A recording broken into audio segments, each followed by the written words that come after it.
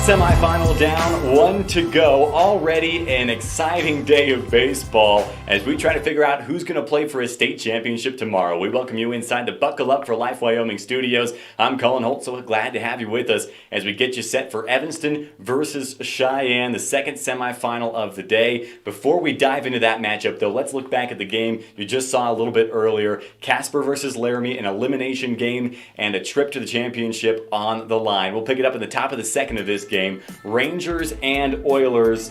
We've seen a lot of good things from the Oilers offense. Cooper Hack with the RBI single got the Oilers on top early, 1-0 in the top of the second, but lots of good things to say about the Laramie defense and the way that they played throughout this game. There's a flyout and a throwback home just in time and on the mark to get out the runner coming home. So move on now to the top of the third. Casper's offense wanted to build a lead because of how good they've been. They've relied on putting up a lot of runs. Cole Douglas, who's had a great tournament, RBI double. And so now Casper has themselves a 2-0 lead. Lots of good things from Laramie. They would end up with a double play in the top of the fifth. Let's fast forward instead to the top of the sixth, where Braden Barr adds on to the Casper lead. He comes up with a 2 RBI single. We've said his name a lot here in the Buckle Up for Life Wyoming studios, that's for sure. 4-0 Casper on the scoreboard now. Bottom half of the same inning, and this Laramie team, there's plenty of fight left in them. We've seen them come back before. One run comes in on an error in the bottom of the sixth.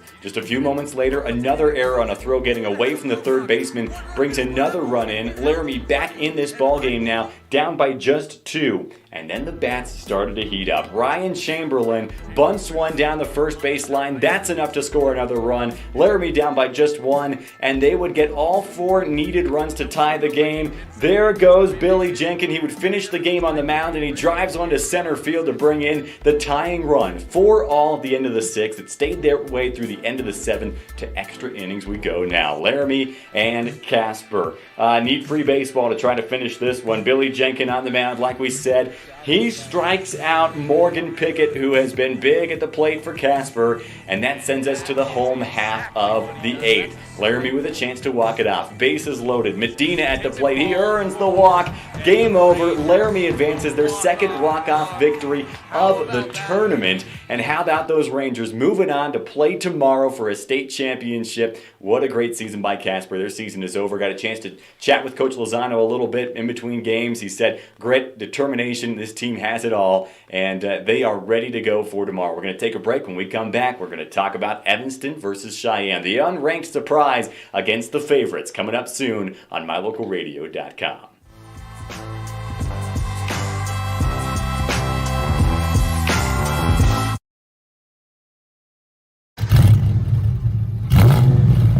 I'm Kendall Roberts with the Wyoming Seatbelt Coalition. Whether your car is a classic car or a new one, buckle up every time. Buckle up for life, Wyoming.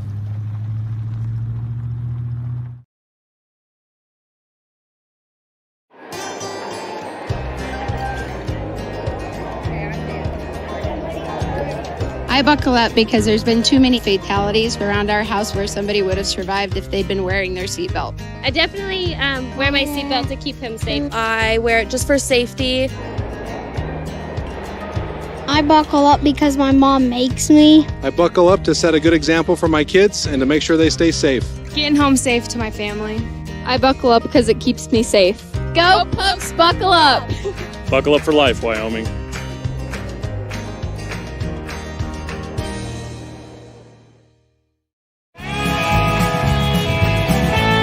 It's semifinal day out at Cowboy Field in Laramie. Big thanks to the guys in the Union broadcast booth calling the games on MyLocalRadio.com. We've got another one coming your way.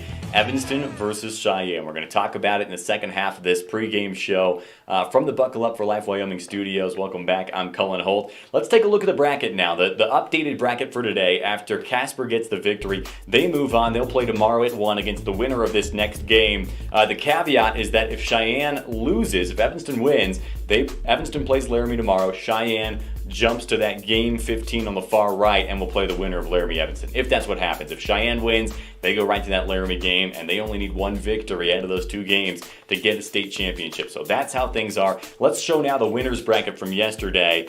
This is how Cheyenne got to this point. They took care of business. 12-0 against Rock Springs, 5-1 over Sheridan, 16-0 against Laramie under the lights last night. So they're the only unbeaten team remaining. Evanston, let's show the loser's bracket from yesterday. Here's how they got there. They lost to Sheridan on day 1, 9-2 the final there. Turned it around to beat Rock Springs 13-0, and then a close 3-1 victory over Gillette in a defensive duel yesterday. Puts them in this spot here to take on Cheyenne in just a little bit. Gus Allred had an absolute gem on the mound yesterday as he struck out 8 in a complete game, didn't allow any earned runs, and just 1 run came across for Gillette in that 3-1 victory for the Outlaws. They were unranked in the 307 Baseball Coaches and Media Poll coming into this tournament, and they have found a way to come back after losing on day 1 to make it to a semifinal appearance. I believe it's the first semifinal appearance for this Outlaws AA squad as well, so congratulations to them.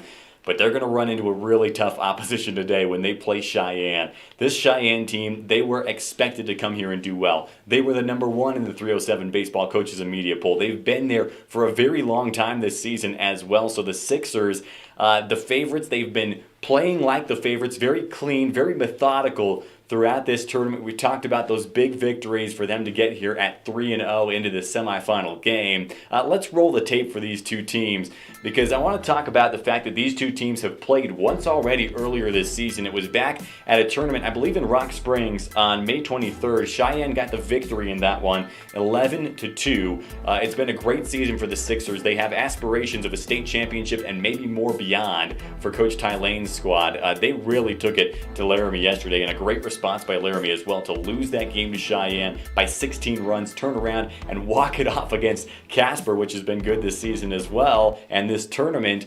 That's quite the response. But this Cheyenne team, they have looked unbeatable. It will take a very special performance from Evanston to get into a state championship scenario where they could play for one and take on Laramie tomorrow. Cheyenne, they have been dominant all season long. So many stats that we could throw at you. Zach Kostopoulos has been so good on the mound. We saw Bradley Feaser for the first time yesterday. He lived up to all the hype as well. We could see him in a championship-type game tomorrow because he kept it under 45 pitches. So there's a lot that goes into this matchup. And again, it's going to take a very special performance from Evanston. So here's kind of what you got. You got Cheyenne, who are the favorites. They've been methodical all tournament. Then you've got Evanston, who are the underdogs. They need a special performance, and something inside me tells me that they could technically get it because they've been special all tournament since losing to Sheridan. It's not easy to work your way back into the semifinals, and in fact, to see Casper and Evanston, 2 teams that lost on day 1, to actually win their way back into the semifinals is actually pretty special for both of those teams as well. By the way, we had an even split. The East swept the first day of action, but by the time we got to the semifinals, we had 2 teams from the West and 2 teams from the East. We'll see if there are just 2 teams from the East left standing after this game. Let's pull up the updated bracket one last time so you can see it before we send it out to ELAN, OLLIFF, and the gang at Cowboy Field in Laramie. But you can see this 4 o'clock game, Cheyenne, the only unbeaten team, they have already secured a spot in tomorrow's games, whether that be at 1 or 3:30. Evanston has to win to get into a game tomorrow. Laramie's already there after beating Casper on the walk-off 5-4. Wow, it has been a fun tournament thus far. We are really deep into this tournament now in the semifinals. Evanston-Cheyenne is going to be another good game. We'll see if the Sixers, who have kind of been the evil empire, that's a phrase I've heard thrown around by the guys in the Union broadcast booth, of Wyoming American Legion Baseball. We'll see if they take care of business or if that Cinderella story, the Evanston Outlaws, can find a way to get another surprising victory. You'll see it live. We'll talk to you afterward from the Buckle Up for Life Wyoming studios in the post-game show. But for now, please enjoy the game. I'm Cullen Holt saying have a great time watching this one.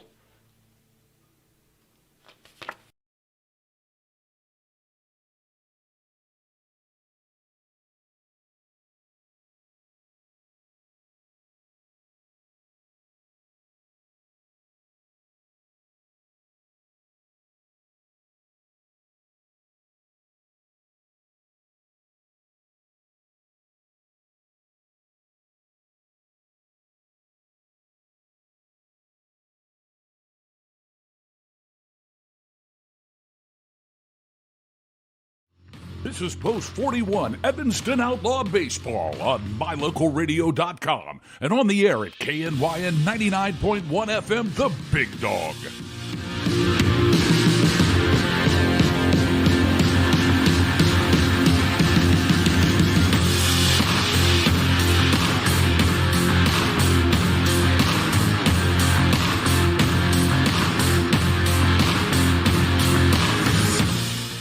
Evanston Outlaw Baseball is brought to you by Auto Farm Chevrolet, Bear River Dental, The Best Western, Dunbar Inn and Legal Tender Restaurant, Elling Ford Brothers, Evanston Regional Hospital, Freeway Tire, Hoover Chiropractic, Dr. McKay Frankham, Mountain West Business Solutions, Plains Tire, Rocky Mountain Sign, T-Bar Body Shop, Trona Valley Federal Credit Union, the Come On In Casper, Uinta County School District Number 1, West Star Printing, and by Rocky Mountain Yeti. Now, Outlaw fans, let's head to the diamond for today's game. And we welcome you to Laramie's Cowboy Field for a very special presentation of Evanston Outlaw Baseball, brought to you by First Bank of Wyoming on K9 and MyLocalRadio.com. The Evanston Outlaws, for the first time, are in the AA state finals. They'll play the overwhelming favorites to take their 32nd state title, Cheyenne Post 6. I think I got those numbers right. Joining me, we've got a very special guest making his debut on KNYN airwaves in Evanston, Mr. Grant Storebo. Now, Grant has been covering the Post 6 Sixers all season, so he's going to be able to give us some insight on Post 6 that Evanston fans has never had before. Grant, thank you so much for coming on the broadcast. No problem. Thanks for having me. Super excited for the opportunity. And before we get talking about Post 6, I just want to extend my congratulations to the Evanston Outlaws, man. The Evanston Outlaws have had a heck of a tournament. You've said it a couple times. I think they're the story of the tournament, making it to this fourth day, and they have an opportunity to play on the last day of the state tournament. They've just had a heck of a tournament, and everyone I've met around the ballpark has just been so good from Evanston, and I'm just excited to do this game here with you. And you know what, Grant, you have a following in Cheyenne. A lot of Post 6 fans are probably listening. You shared the link. Thank you very much for that, by the way. So we want to welcome everybody tuning in via Grant's link to MyLocalRadio.com, and we're going to try to call this game as best as we can. I guarantee you it's going to get emotional. It's going to be a lot of fun, though. Absolutely. And the Sixers and Outlaws are about to play a great game. We just saw a great game right before this, and, man, I'm excited for this one. And you're 100% right. I'm just thankful you're having me on this Evanston broadcast, and I'll try to keep it under control here. I know I'm a Post 6 guy through and through. That's just how I am. But I've had a great time calling games with you, and I'm excited for this one like I have been every single one. Absolutely. Meeting at the home plate is going to be Evanston half-year manager. I don't know if you can say first-year manager because he took over mid-season. It's Jason Mitchell, and, of course, the long-time, probably not quite Joe Torre, but definitely future Hall of Famer, Ty Lane of Post 6. Absolutely, and I have had the chance to play for Coach Ty Lane. I've had the chance to coach for Coach Ty Lane the last 2 summers, been on his staff, and he's just done a great job since he took over for his dad 5-6 years ago, and Coach Mitchell's done a fantastic job for Evanston as well. Yeah. A little bit of a brain fart there for a second, but but yeah, absolutely. This should be a good game. Evanston's playing really, really well, and Post 6 has just kind of done their thing this week. Absolutely. So those watching on MyLocalRadio.com, the camera may not be quite settled yet. We got warning that weather may be moving into Laramie. Because of that, we pulled the close-up cam, took it down, pulled the main view cam, and put it inside the press box with us. Tragically, it's sitting right in the lap of Grant Storebo. So I think we're ready to go. We're going to turn it over to the PA announcer for today's starting lineups. Of course, that is our good friend, Mr. Bane DeBoos, the PA announcer here at Cowboy Field. Ladies and gentlemen, welcome to Cowboy Field for semifinal Game 2 today between the Evanston Outlaws and the Cheyenne Post 6 Sixers. The starting lineup first for the visiting Sixers. Batting first and starting in left field, number 8, Julian Romero. Batting second and starting in right field, number 16, Dominic Lopez. Batting third and starting at shortstop, number 27, Coulter McAnally. Batting fourth and starting at first base, 21, Zach Kostopoulos. Batting fifth and starting in center field, number 13, Mason Tafoya. Batting sixth, the second baseman, number 4, Keldon Hastings. Batting seventh, the catcher, 14, Hayden Swain. Batting eighth, third baseman, number 5, Fisher Brown. And batting ninth, the designated hitter, number 7, Keegan Bartlett. The starting pitcher for the Sixers today, number 2, Trenton Rodriguez. Bench players, 1, Ben Bowman, 3, Travis Onisto, 6, Ty Lobmeyer, 11, Caden Anderson, 17, Zach Sullivan, 33, Bradley Feaser, 37, Garrett Oswald, and 50, Xander Jarash. The Sixers are coached by Ty Lane, assisted by Gary Harley, David Lazarus, and Zach Lane. And now the starting lineup for the home Evanston Outlaws. Batting first and starting in right field, number 8, Clayton Moyles. Batting second and starting at catcher, number 7, Hank Allred. Batting third and starting at first base, number 11, Gus Allred. In the cleanup spot, the shortstop, number 3, Jagger Mitchell. Batting fifth, third baseman, 23, Bodie Wicks. Batting sixth, and the starting pitcher today for the Outlaws, 28, Kason Smith. Batting seventh, second baseman, number 20, Ryan Baldwin. Batting eighth, the center fielder, number 26, Jaden Schneider. And batting ninth, the left fielder, number 1, Talon Critchfield. Bench players today, number 5, Walker Wilson, number 10, Caleb Gooding, number 12, Ashton Eldridge, 22, Derek McDonald, 24, Gavin Oliver, 32, Brecken Rich, and 51, Braxton Bauer. The Outlaws are coached by Jason Mitchell, assisted by Steve Baldwin and Will Kishbaugh. The umpires for today's game, behind the plate, TK Stout. At first base, Gary Delgado. Second base, Mark Aramaspi. And at third base, Matt McFate. If all the players and coaches would join me in the Legion Code of Sportsmanship. I will keep the rules, keep faith with my teammates, keep my temper, keep myself fit, keep a stout heart in defeat, keep my pride under in victory, keep a sound soul, a clean mind, and a healthy body. Ladies and gentlemen, the Evanston Outlaws have played this entire season in memory of Braden Jameson McDonald. Braden passed away April 17, 2021 from a rare bone cancer that affects young athletes. Braden played in 2014 to 2017 for Evanston Post 41. He was a shortstop, and I'm told by some inside sources he was an amazing pitcher. His nickname was B Nasty because he had a nasty curveball.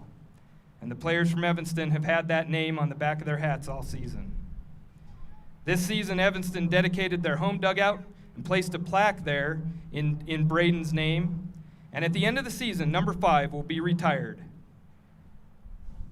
If you would join us all in a moment of silence for Braden Jameson McDonald.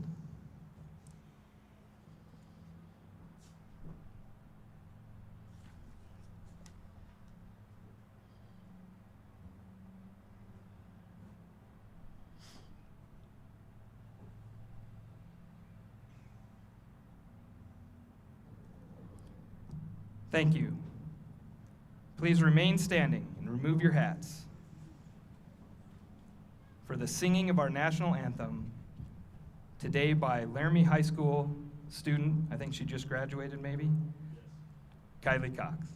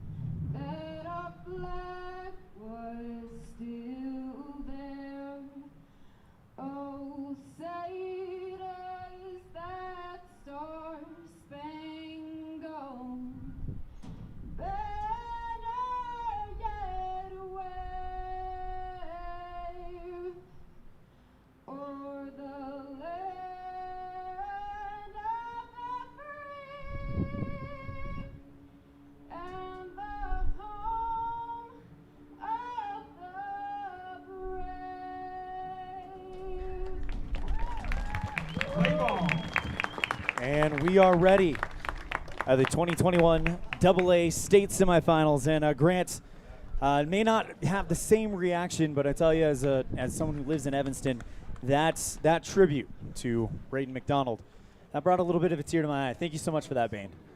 Absolutely, yeah, that's such an unfortunate thing to happen. Never want to see that happen to anybody. Everything I've heard about Braden was all good, and it just sucks when something like that happens. But it was good for him to have a moment like that at the state tournament after the run that Evanston is currently on. Yeah. You know, it's very special.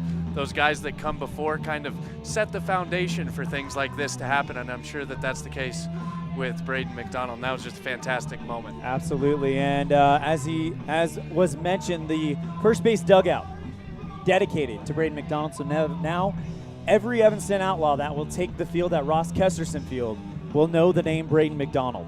All right, it's time to get to business. The Evanston Outlaws are trotting out their hard-throwing right-hander who has 2 speeds, fast and faster. Of course, that is Kason Smith, 49 2/3 innings pitched, 49 strikeouts, 23 walks, 3.66 ERA, a 6-1 record for the hard-throwing right-hander.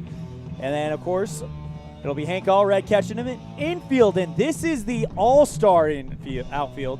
Talon Critchfield in left, Jaden Schneider in center, Clayton Moyles in right. Infield featuring Gus Allred at first, Ryan Baldwin at second, Bodie Wicks at the hot corner, and of course, I would think, I can say it, I think he's going to be an all-stater, Jagger Mitchell at the shortstop position. Yeah, that's a really good defense that Evanston's running out. You've mentioned it multiple times. Evanston hangs their hat on the defensive side of the ball. We've talked about it. If Evanston can keep this game low scoring, they're going to have a good chance against the Cheyenne Post 6 Sixers, who've had some slow starts in this tournament, and I think Evanston could capitalize on another potential slow start from Post 6. Let's go ahead and hear about, actually before we do that, I want to apologize real quick. The camera angle is not ideal. We know that because we don't have that close-up camera. We heard that there was weather moving into the area. We had to pull the camera just in case. We didn't want to risk damaging our equipment, so we can bring you full coverage of the state championship tomorrow. And of course, we got football and volleyball right around the corner. Evanston Red Devils can't wait for that. All right, let's go ahead and hear the batting lineup for the Post 6 Sixers. And yeah, the Sixers lineup looks very similar. Julian Romero, Dom Lopez, and Coulter McAnally due up to face Kason Smith in this first inning. Then Zach Kostopoulos, Mason Tafoya, Kelton Hastings. Couple of changes. Hayden Swain instead of Caden Anderson behind the dish and hitting 7th. Fisher Brown playing 3rd, and Keegan Bartlett into that DH spot with Anderson getting the day off in this one. Should be a fun one, and we're ready to go at Cowboy Field. Here we go. Julian Romero into the left-handed side of the batter's box to face Smith. Evanston's first appearance in the AA semifinals starts now. First pitch inside part of the zone. Nasty start for the senior Smith. Yeah, that was a very good pitch going right under the hands of Julian Romero. 0-1 in the count. That is going to be 1 ball, 1 strike to Romero.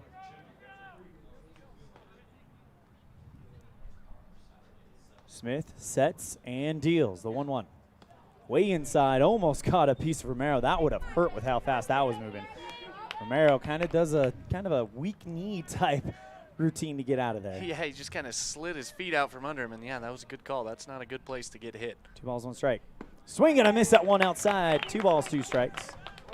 Ballerina count 2-2. You can get Romero to chase a little bit. He's kind of a free swinger as a leadoff guy. Been very productive for the Sixers this year, but that one was maybe a little further outside than Romero would have liked. Next one, this one fouled off. 2 balls, 2 strikes. And very similar to yesterday against Gillette, the key to victory for Evanston in this one, make it a defensive game and play flawless defensive baseball. Absolutely. We've seen the 2 games where the Sixers have gotten a bunch of runs. Those have been the blowouts. The middle game where it was just a 5-1 game. 2-2. This one, a chopper right at the second baseman, Baldwin. Throw to first is not in time. It's going to be a leadoff base runner for post 6. Right fielder. See if they score that, a single or an error. Watching the scoreboard as Dominic Lopez comes in. While we're waiting for that, Grant, what's the keys to victory for post 6? I think the keys to victory for post 6 is kind of what they have been all week. Just do what you've been doing. The offense will get going. Trust your defense and pitching, as we've talked about in previous post 6 broadcasts. This is a really good post 6 pitching staff. Now, one of the top arms, but Trenton Rodriguez, no slouch at all. He's going to do a very good job on the mound. They're going to play good defense. It's a matter of how quickly they can get to scoring runs. Scored a single by the official scoreboard here. First pitch inside to the right-handed Dom Lopez, strike 1. Kason Smith is going to work the corners, work the edges, and if he can hit those spots, much like Gus Allred yesterday, it could be a good day for Evanston. The 0-1 on the way. This one, fly ball into right field. That is going to drop foul. Moyles can't chase it down. 1 ball, 2 strikes. No, and Kason Smith is keeping these guys a little bit off balance. We saw Romero foul a few off the opposite way, and I think you're right, the velocity, they're behind it just a little and not quite, they don't have them timed up just yet. And to that point, you think Evanston needs to have quick defensive innings, so they can't quite figure him out. They don't have enough time. 0-2 count to Dom Lopez. Here it comes. This one hit hard at Jagger Mitchell at shortstop. It's off of his chest, and there's no play to be made. That's going to go down as an error for the Outlaws. And runners on first and second. Good start for Ty Lane's crew. And that's exactly what we talked about leading up to this game. Evanston's going to have to play clean to get to post 6. That error may come around to hurt him with McAnally and Kostopoulos coming to the plate. Where we going infield? Have a plan. Here's Coulter McAnally with 2 on, nobody down. So force out at first through third. So a good situation if you're Evanston. If you can do what you've been doing and keep the ball in the infield, don't let it drop in the outfield if you're the Outlaws. But if you're Coulter McAnally, it's easier said than done facing him. First pitch to Coulter. This one in the gap between third and second. Drops into shallow right field. Good play by Talon Critchfield to pick it up. Holds the runners, and its bases loaded. Nobody down. Here come post 6, Zach Kostopoulos. The Greek God will step into the batter's box. Yeah, Kostopoulos has had a Greek God-like season. His numbers are just incredible. Over the 100 RBI mark, has double-digit home runs on the year. Really been the key part of this post 6 offense for an offense that has struggled from time to time for the Sixers. Evanston in their gray uniforms, blue, white, and gray stripes. Same uniforms they beat Gillette in yesterday. Post 6 in their white home kit. First pitch, nice job by Kason. Kind of fooled Zach a little bit. Checked his swing, but it was right down Front Street. Yeah, and that was a good, strong fastball from Smith right there. Smith with the 0-1 on the way. That one just misses outside, not by much. 1 ball, 1 strike. Bases loaded.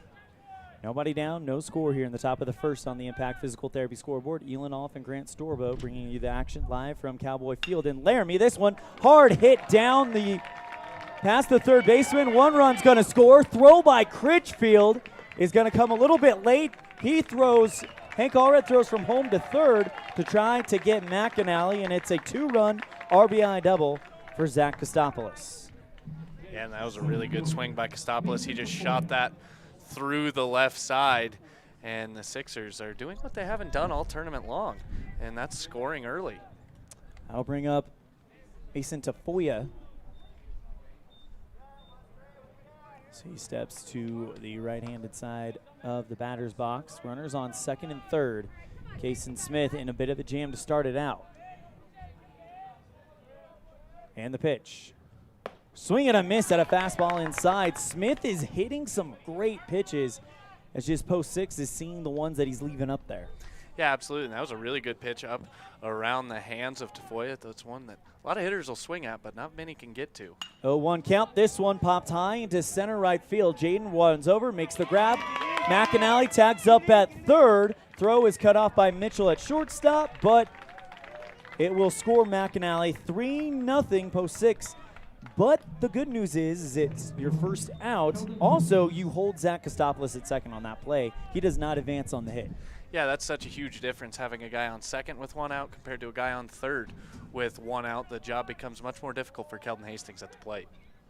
Smith in a bit of a jam with Kostopoulos at second. 3 runs already in. Hastings, the next batter, fly ball over the netting, over the Outlaws' dugout off the first base line. No balls, 1 strike. Or excuse me, no balls, 2 strikes. Really, Kason Smith has done a good job on the mound. Post 6, like you said, he's made a couple mistakes, and those are the ones that post 6 has hit. I was right. No balls, 1 strike. I looked at the scoreboard, and I was like, oh, I must have missed one. Next pitch to Hastings. This one hit well into right field.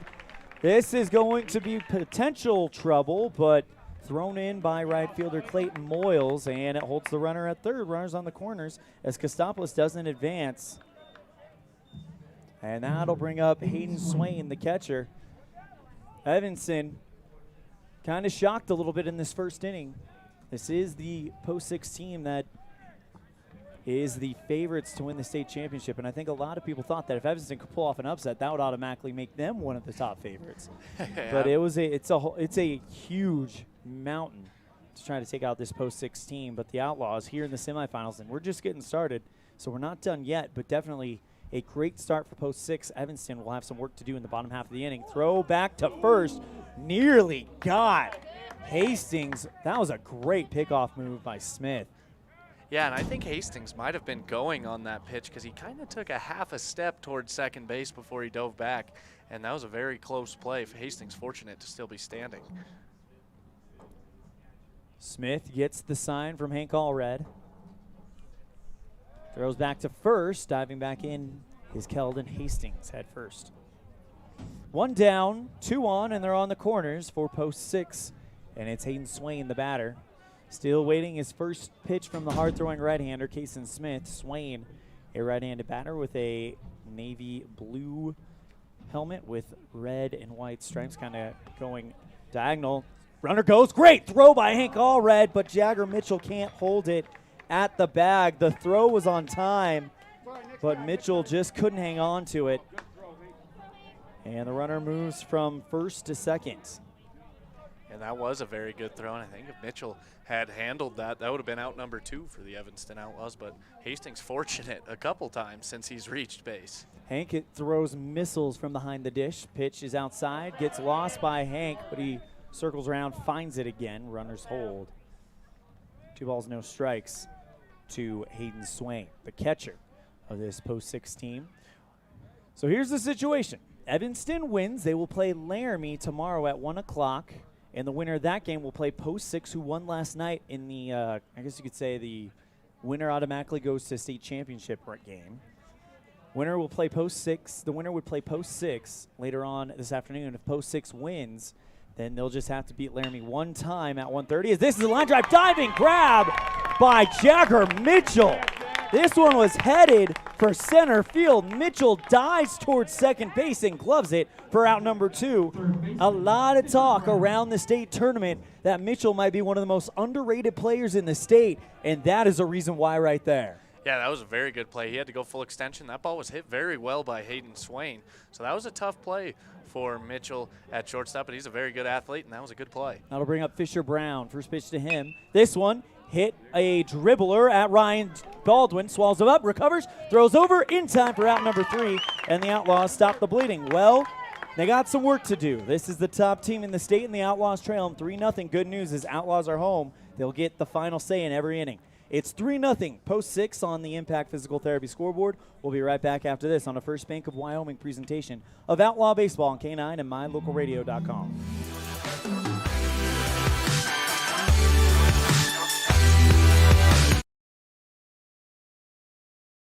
The best place to stay when you're in Casper, Wyoming is the Come On In Hotel and Suites.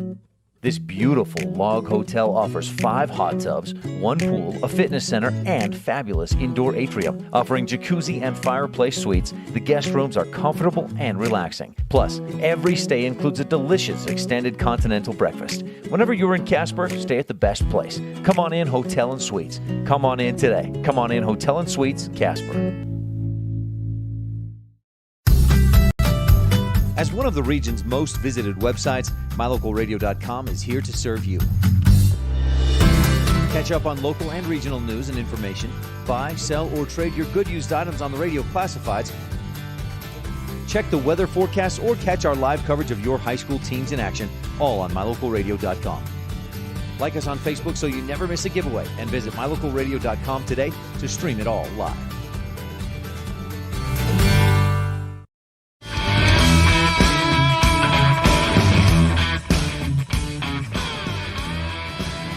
As the classic pump-up song, Enter Sandman, plays here at Cowboy Field in Laramie, the Outlaws bat at the bottom of the inning as they won the coin toss. They will be the designated home team at the 2021 AA Wyoming State Tournament semifinals. It's Evanston versus Post 6. Post 6, the number 1 seed in the East, also the number 1 seed on the last 307 baseball coaches and media poll. The overwhelming favorites to win, I believe, the 32nd state championship. I might be wrong. I'm not exaggerating on that, am I? No, you're not exaggerating. So it'd be the 32nd state championship for Post 6. There's a reason why people refer to them as the New York Yankees of Wyoming, as they are an absolute dynasty. They won it last year as well. And now it is going to be the Outlaws' turn to respond. It'll be Clayton Moyles, Hank Allred, and Gus Allred due up. Jagger Mitchell in the cleanup spot. Wicks at 5th. Smith at 6th. Ryan Baldwin bats 7th. And 8-9 is Jaden Schneider and Talon Critchfield. They'll all face off against Trenton Rodriguez. And we'll give you the numbers on him after the first pitch from Rodriguez. Delivery. This one hit right up center field. Hits a leadoff single for Moyles. And one of the big things Evanston has to do is the top of the order has to deliver. Moyles was in a bit of a slump, and that's a good way to possibly bust out of it. Absolutely. 1 pitch, 1 hit. Can't be off to a better start. And these are the numbers on Trenton Rodriguez. He's a guy that's gotten a lot of innings. He's thrown 69 in the third for the Sixers. He's making his 13th start. He's 8-1 on the year, 2 saves. And he's given up 30 earned runs, 32 walks, 45 strikeouts with a 3.02 ERA. So, like I said, Rodriguez has been very good for the Sixers this season. First pitch to Hank Allred inside for ball 1. Allred, 321 batting average. Hits this one past Coulter McAnally, and the Outlaws get back-to-back singles. McAnally looked like he was fooled on that one. That does not happen often. He dove towards second, and the ball was headed on the gap between second and third. Yeah, it looked like McAnally was already headed towards second. I didn't see if Moyles was moving on the play or not, but it almost looked like McAnally's momentum was just going the complete wrong direction for that one. Back-to-back singles for the Outlaws. They look to answer that 3 spot they gave up in the top of the first. Tying run at the plate, and it's in the always dangerous Gus Allred. Gus leads the team in RBIs with 49, a 404 batting average. Gus chops this one down the third baseline. Foul, strike 1. And Now, I'm not sure if the Evanston coaching staff has a scouting report on Rodriguez, but I think they do, because they're attacking that first pitch fastball, and Rodriguez really likes to go to his off-speed stuff after that. But if you can hit his first pitch fastball, it makes your life a lot easier if you're the Evanston Outlaws. Evanston, kind of a team that likes to attach, I don't know if that's so much scouting or that's just who they are. They're not a very patient team sometimes.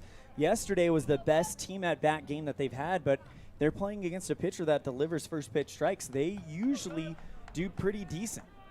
That's really Rodriguez's MO, is jumping up first with that fastball and then going to his off-speed. So if that's the case, Evanston could have some success against Rodriguez as this game goes along. They saw Trenton Rodriguez in the May 2nd 11-2 win. However, that was a 4-2 game until the 5th inning. So the Outlaws know they can play with post 6. However, the good news is for Evanston Outlaws, in that game, those 2 runs came on a 2-run bomb by the man standing on deck. Yeah, absolutely. And Jagger Mitchell is, as you've mentioned, probably going to be an all-stater this year, and he's a very, very good athlete all around. Rodriguez delivers to Allred. He fouls that one off. And there is the off-speed. No balls, 2 strikes. And we're going to see that as Rodriguez gets ahead of these guys 0-1. He will go to that off-speed early and often, will Rodriguez. Rodriguez already agreeing on the sign from Swain before Allred agrees or gets back into the batter's box. Speed on the both bags. Runners on first and second. Moyles on second. Hank on first.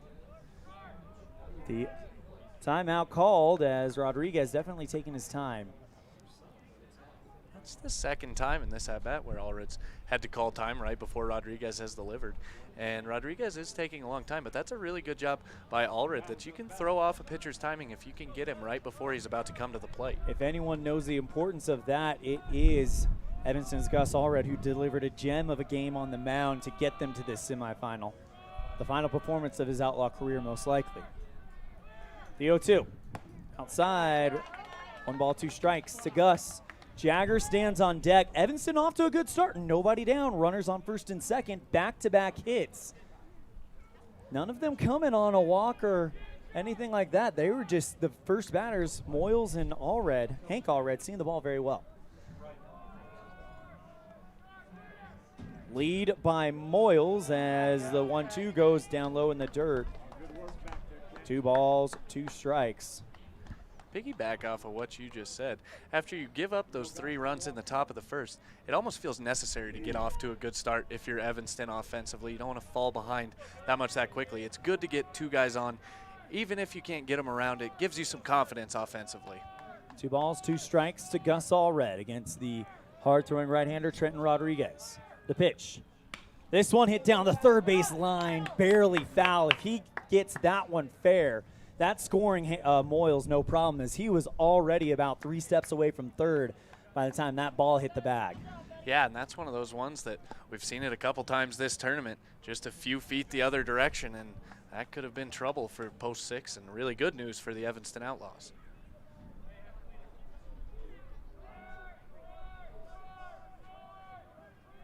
The delivery. Allred, line drive into right field, but hooks foul. And Gus Allred must be liking what's coming out of Trenton Rodriguez's hand. He has done that 2 at-bats, or 2 pitches in a row. So he is looking very comfortable against Trenton Rodriguez. And if Gus Allred gets on and you get to Jagger Mitchell with nobody down, Evanston Outlaw fans have reasons to be hopeful. This post 6 team, the reigning state champions, very young though, very young, very talented group put together by Cheyenne. Absolutely. This is the 3rd time time has been called by Allred. Yeah, and you saw Rodriguez there after that one. Got a little frustrated walking back to the mound. It does get frustrating on the mound when somebody keeps calling time right before you're allowed to do it. It's almost like Allred can really tell when he's about to come to the plate. Grant and I are broadcasting from the Union Sports broadcast booth today at Laramie's Cowboy Stadium. Union, visit unionwireless.com or stop by your local Union office for all the details. 2-2 goes to 3 balls, 2 strikes, full count offering to Gus Allred.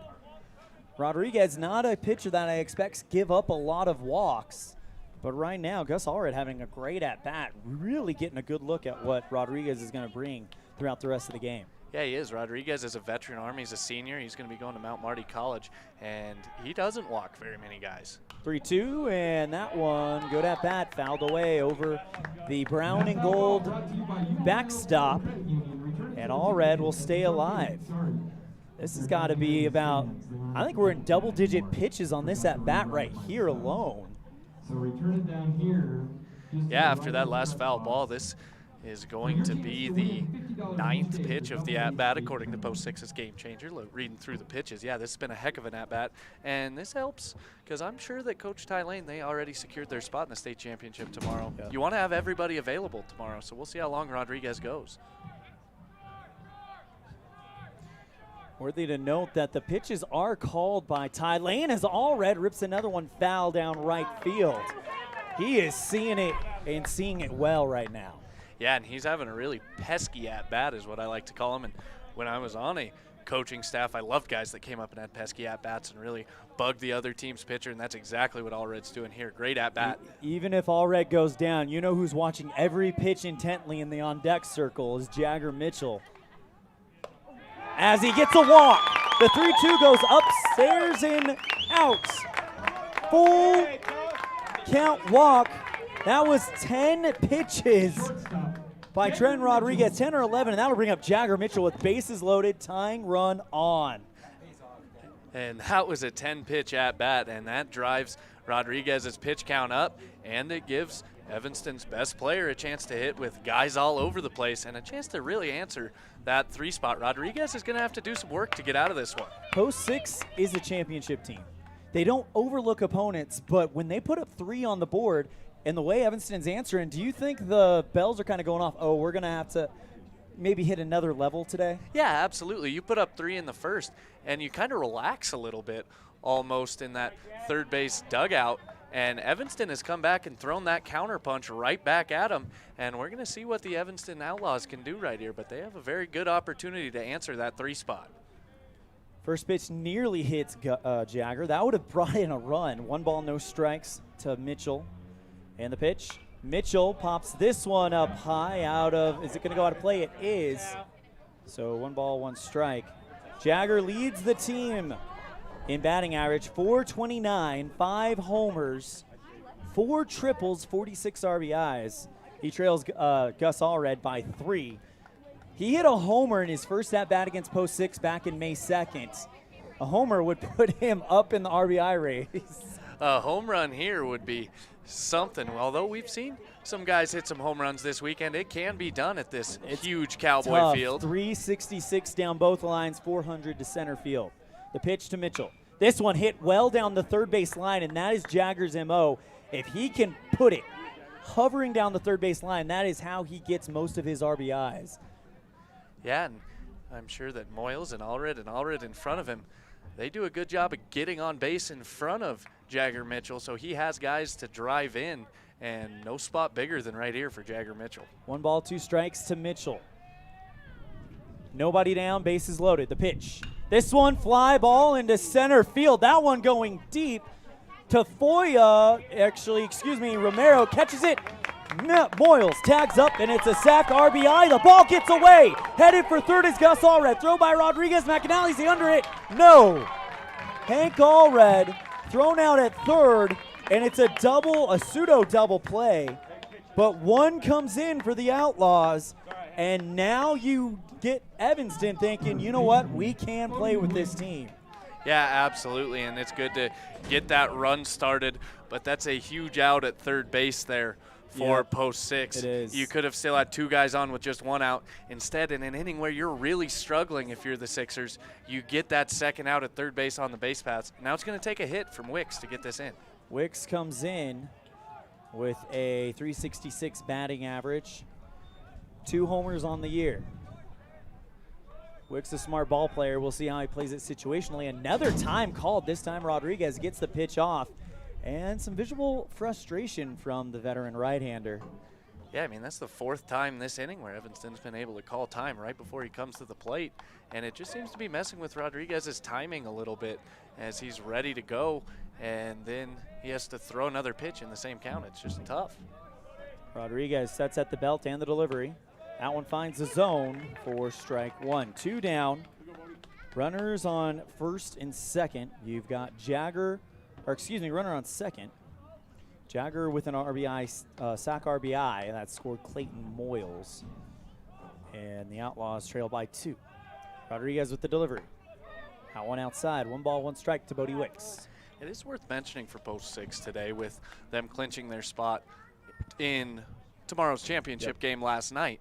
They're giving Caden Anderson a rest behind the dish. He caught the first 3 games. Hayden Swain is inserted behind the plate to give Anderson's legs a little bit of rest, but something to watch with the second catcher behind the plate. 1 ball, 1 strike as Wicks fouls that one over the netting. It almost hits the stands. 1 ball, 2 strikes for Bodie. Kason Smith stands on deck. Wicks, the powerful hitting right-hander. The 1-2 outside, good hold up as that one started in the zone with a good cut. Goes outside. Swain throws back to second to check up on Gus. He's back head first, no problem. Yeah, and Swain has a strong arm behind home plate. He's just a young freshman for the Sixers this year, but he's not afraid to throw back behind guys like that. 2 balls, 2 strikes, 2 down, 1 on. Evanston trails by 2. Bottom of the first, as that one's in the dirt, it's a drop third strike. He's hustling, and he is out at first as Swain gathers it and throws it to Kostopoulos. So Evanston gets 1. That's big because they are able to show we're going to have a game. It's 3-1, post 6 heading into the second inning on a First Bank of Wyoming presentation of Outlaw Baseball and K9 at mylocalradio.com.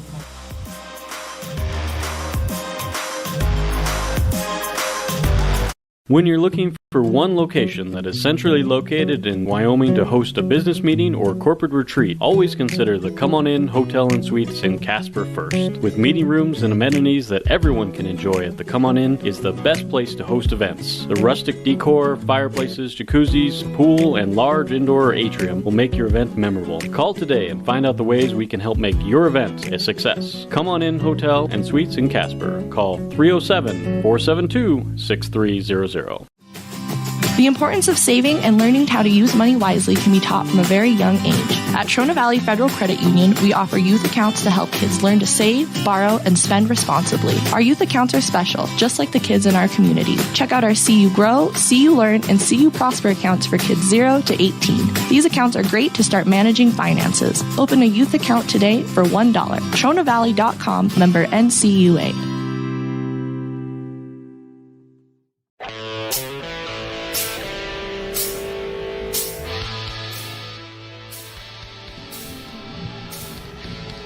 The 2021 AA State Tournament on mylocalradio.com is brought to you by the Wyoming Seatbelt Coalition. The Wyoming Seatbelt Coalition reminds you to buckle up for life, Wyoming. Every ride, every time. Well, the skies are getting darker, but fortunately the rain has held off as it looks like it's going to go right around us. So that is good news. We still had to pull that cut cam. We need to be safe with the equipment. So anyways, the Outlaws trail post 6 after 1, 3-1. And Grant, we talked a lot about the Outlaws. I think a lot of people have talked a lot about the Outlaws, especially after that win yesterday.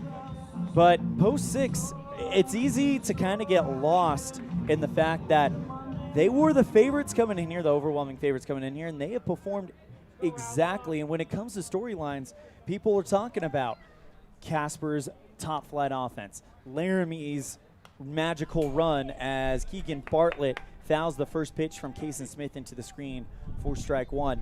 And, of course, Evanston's magical run that they've had. But it's kind of easy to overlook the excellence of post 6 in this state tournament. Yeah, I think it's one of those things that just kind of goes unnoticed at times when post 6 does well, as that one's hit well. Fly ball into center right field, and that one is at the ground but cut off by Clayton Moyles in right field, holding the runner at first. Moyles and Schneider both converging on that one in center field. Go ahead, Grant. But I was just going to say, sometimes it can get lost at these state tournaments for post 6. You know, last year they weren't the favorite to win, so that was a storyline last year. But so many times over the last 20 years, Post 6 has come in as such a heavy favorite that people kind of forget to talk about them when they do well. And that's exactly what this Post 6 team has done. They've just showed up and had very workmanlike wins and really haven't had to expend a lot of energy. 2 10-run games, the one game that stayed close at 5-1. But yeah, I think you're right. Sometimes Post 6 gets lost in the shuffle when it comes to storylines just because people expect it. I also feel like that a storyline for me is Post 6 are getting wins the way that Post 6 don't usually get them. The offense has been stagnant at times as the runner heads for second. Fouled off, though. 1 ball, 1 strike to the leadoff man, Julian Romero, who's 1 for 1. Because if you look at those games, Rock Springs played them very well. Sheridan played them very tough. They got going against Laramie. But, I mean, it's not like you're seeing 4-2, 4-3 numbers on every single inning like what you're used to. They've been very, as you mentioned, workmanlike wins and kind of low-scoring games. Yeah, really. It's been just 1 or 2 innings a game where they have really gotten off and gotten the scoring going against their opponents, and I think that that's something that Ty Lane would like to see change as this tournament goes on and potentially into the regional tournament should they win tomorrow. They need to start scoring more consistently and not just rely on one big inning. 1-1 fouled into the screen. 1 ball, 2 strikes to Julian Romero. Runner on first is Keegan Bartlett, who got there on a single to right. Smith, the hard-throwing right-hander, throws, and this one hit hard at the second baseman, Ryan Baldwin. He gathers it up, throws to first. That's out number 1. Runner manages to get to second. He was running on the play. And now that'll bring up Dom Lopez, who reached on an error and came around and scored part of that 3-run inning. So now 1 down with a runner in scoring position for Post 6. Colter McAnally stands on deck. Yeah, and that was kind of the play in the first that got things going for Post 6. It was all singles for Post 6 in that first inning, but that error really helped Post 6 get going early. Pitch by Smith. Got one inside, ball 1. Tom Lopez is just about as consistent a hitter. He talk about a guy that doesn't get much shine in the middle of this Post 6 order. He's been very consistent all year long. Smith. Only 1 loss on the entire season, and the 1-0. This one hit hard into right field. Moyles camped out under it, makes the grab. Runner tags up at second. He's going to third. What a throw by Moyles. Nearly catches Bartlett at third, but Bartlett is in to 90 feet away, but it's 2 down. Good pitches by Kason Smith. But now you got Colter McAnally. Reached on a single last time up. That was a very well hit ball right in between Mitchell and Wicks at short and third. And see if McAnally can find another barrel. Sixer fans would sure appreciate it after the 1 run given up. Pitch. McAnally fouls the first one off. No balls, 1 strike.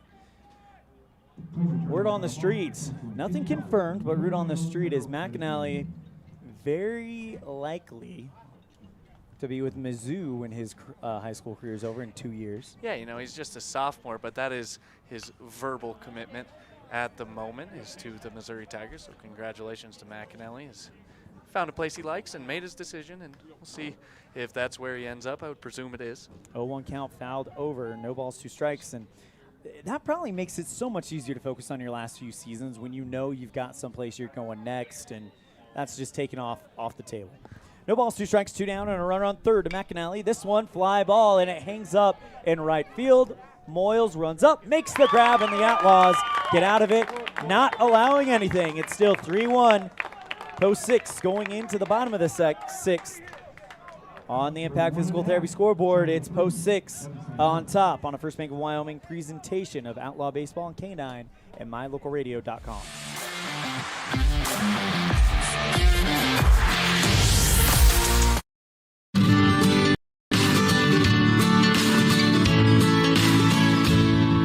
America keeps moving, and Auto Farm Chevrolet is here to help you keep rolling.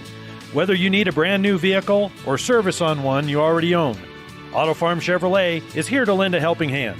Our certified mechanics are knowledgeable, and our sales team takes the time to get to know you and what your needs are. Stop in today, Auto Farm Chevrolet, 624 Front Street, Evanston. Evanston's community-driven dealer. When your vehicle needs new tires, any tire store can get you back on the road. But only Plains Tire can get you rolling again with the peace of mind that you were treated well, paid a fair price, and that you'll be taken care of for the life of the tire. At Plains Tire, trained tire technicians mount and expertly balance your new tires, replace the valve stems, and hand check each lug nut to make sure it's all tight and secure. Plus, you'll get lifetime alignment checks and tire rotations only at Plains Tire, 157 Bear River Drive, Evanston. Visit plainstire.com.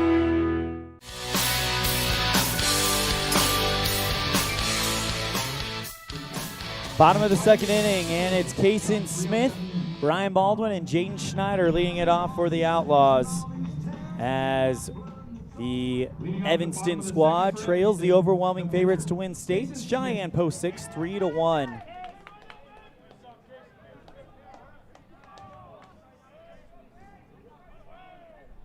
First pitch to Kason Smith, misses from Trenton Rodriguez. Down low, 1 ball, no strikes.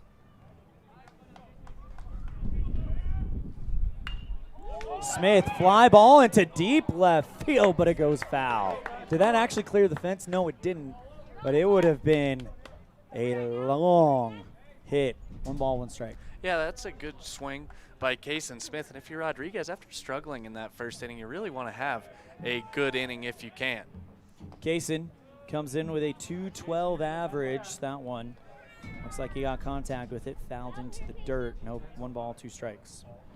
Yeah, Rodriguez jumps ahead there, and as I mentioned earlier, that was the breaking ball to Kason Smith, and that's where Rodriguez is going to go when he gets ahead in the counts, and he really likes that curveball. Kason opting to bat right-handed this time, as the next one is inside. This one laced into right field.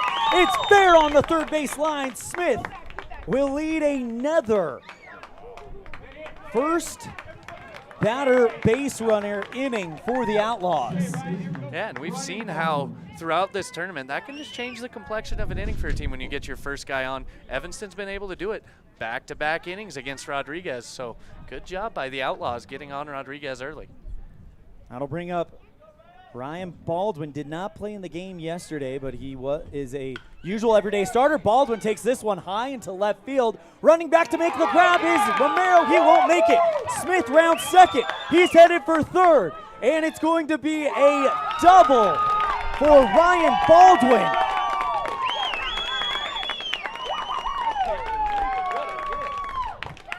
The Outlaws with a dream start against against Rodriguez to begin this game. They have got 4 hits, and now here comes Coach Lane. We'll see if they're going to leave Rodriguez in there, or if they're thinking, all right, we may need to bring one of our top guys in here for this one, as Evanston is seeing what's coming out of Rodriguez's hand and really hitting him well so far. Yeah, they're doing a really good job. They're seeing it early and really not missing any barrels. Every hit has been a legit hit for Evanston. There haven't been a ton of bloopers, and I do see some guys running out to that post 6 bullpen, so I think this may be one of those situations where Ty Lane just wanted to buy some time for the bullpen. I believe it was Ty Lobmeyer that ran out there, so it looks like he'll be the next guy. But yeah, didn't see this start coming from Rodriguez. He's been really good all year long, but credit to Evanston. They're hitting the ball really well right now. Well, the bats went quiet against Sheridan, only 2 hits. They really woke up against Rock Springs. They woke up when they needed to yesterday, and now with 4 hits through an inning, they are looking very good. Runners on second and third for James Schneider. He's the number 9 man. First pitch from Rodriguez, inside to Schneider, ball 1. Jaden comes in with a lower batting average than what you would like to see. A 175, but his defense is flawless, and that's why he's in the lineup. He's a glove you can't miss. 1-0 to Schneider, down low, 2 balls, no strikes. Outlaws doing a great job getting on top of Trenton Rodriguez early. Yeah, Rodriguez struggling to find the zone a little bit in this at-bat, and if Schneider's able to walk, this would be back-to-back innings where the first 3 guys have reached and the bases would be loaded. Rodriguez delivers. Swing and a miss. 2 balls, 1 strike. You're up 2-0. Why not swing at one? Yeah, exactly. earned your way into that hitter's count. You pick one pitch, one spot, and try to deposit it over that wall, swing as hard as you can, and that's what Schneider did. He didn't get cheated. 2 balls, 1 strike to Jaden. Trenton Rodriguez has runners on second and third as Jaden will foul that one off, 2-2. So here's the situation, Outlaw fans. We are down 3-1. You got runners on second and third with Ryan Baldwin and Kateson Smith. Talon Critchfield on deck, and guess how many outs? 0. So the Outlaws attacking early and often on the offensive side, and they're looking good. I'm not gonna lie. I don't want to sound biased here, but Evanston hitting very well. For next one to Schneider down in the dirt. Full count to Jaden, and this is how Evanston got the bases loaded last time. Yeah, and that was not a very close pitch from Rodriguez. That was an easy take from Schneider, as that one hit about 58 feet from the pitcher's mound. Got to get it 60. The 3-2. That one finds the zone. Schneider thought he was going for a walk, but Rodriguez makes a pitch that catches the outside part of the zone from the right-hander. And that'll bring up Talon Critchfield. Critchfield leads the team in walks this season, 33. Jaden Schneider was second on the team with 29. He almost had his 30th. 3-1 ball game. Bottom of the second, Evanston, the assigned home team. Runners on second and third, 1 down. First pitch to Talon, misses outside from the right-hander. 1 ball, no strikes. An underrated part of that Schneider at-bat was that 2-2 pitch that Hayden Swain kept in front of him. That was a very difficult one, and that would have been a run for Evanston had he let that scoop by. 1-0 on the way. That one gets past Swain. It's rolling to the gravel, and Smith slides into third home. It's a one-run game. It's a one-run game. Evanston moves the tying run to third in the form of Ryan Baldwin. And you said it. It was a big pitch. And just as you say it, right on cue, a ball squirts through the legs of Hayden Swain, and the Outlaws cut the gap to 1. Yeah, and I think that one was probably easier than the one that he blocked in the Schneider at-bat. That one, Swain just couldn't get a glove on it, and you're right, just 5-holed him. 3-2, or excuse me, 2-0 goes to 3-0. I was looking at the wrong one. 3 balls, no strikes. 3-2 here in the bottom of the second. The pitch to Critchfield misses, and you got runners on the corners. Top of the order, 2 up. And this is an order that hit well off of Rodriguez the first time. Clayton Moyles laced one into center right field. First time he saw Trenton Rodriguez. And if you are the post 6 dugout, are you a little surprised right now? Yeah, I think you're just a little shell-shocked, and you just haven't been in this position a ton in this state tournament. Really haven't had very many close games, and we'll see how long Rodriguez goes. As you mentioned, the top of this order had great success the first time around against Rodriguez. First pitch in there for a strike to Moyles. Rodriguez, you mentioned it. First pitch strike is the MO. He's got to get ahead in the count in order to have success. Evanston has shown their patience, and another timeout called, and they're really doing everything they can to disrupt the timing of Rodriguez. They've picked up that he's a pitcher that once he gets in his rhythm, he's hard, so they're trying to break that rhythm off. The 0-1 to Moyles. Swing and a miss, strike 2. And I think you're exactly right about that point. It almost, at first it seemed like Gus Aller had kind of started it way back in the first inning when he called time a bunch, and it seems like the rest of the Evanston Outlaws picked up on how that kind of led to success in that first inning, and a few more of them have picked that up. And you know they're talking about it in the dugout. Absolutely. Teammates talk to each other, help each other out, and that looks like what's happening in that first base dugout. 0-2 to Moyles. That one in the dirt off of the chest protector of Swain, and rolling on to second is Critchfield. Runners on second and third. Critchfield at second, Baldwin at third. 1 ball, 2 strikes, 1 down.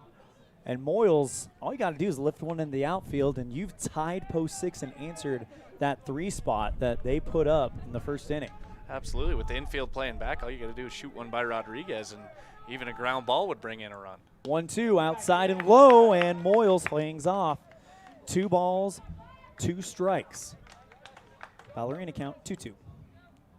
Rodriguez just not very sharp in this one. I've seen him look much better throughout the year. He has thrown a lot of innings. I would expect the senior to come out much better than this. The 2-2. This one hit right down the third base line. It's fair. Here comes Baldwin. They wave Critchfield around, and the Outlaws have taken the lead on the RBI double by Clayton Moyles. Outlaw fans, is it happening again? This is starting to feel like the Evanston Outlaws may be a team of destiny type thing. Don't say that. Do not say that. They're just playing so well right now. Hank Allred comes up as the Outlaws take a 4-3 lead with Clayton Moyles in scoring position.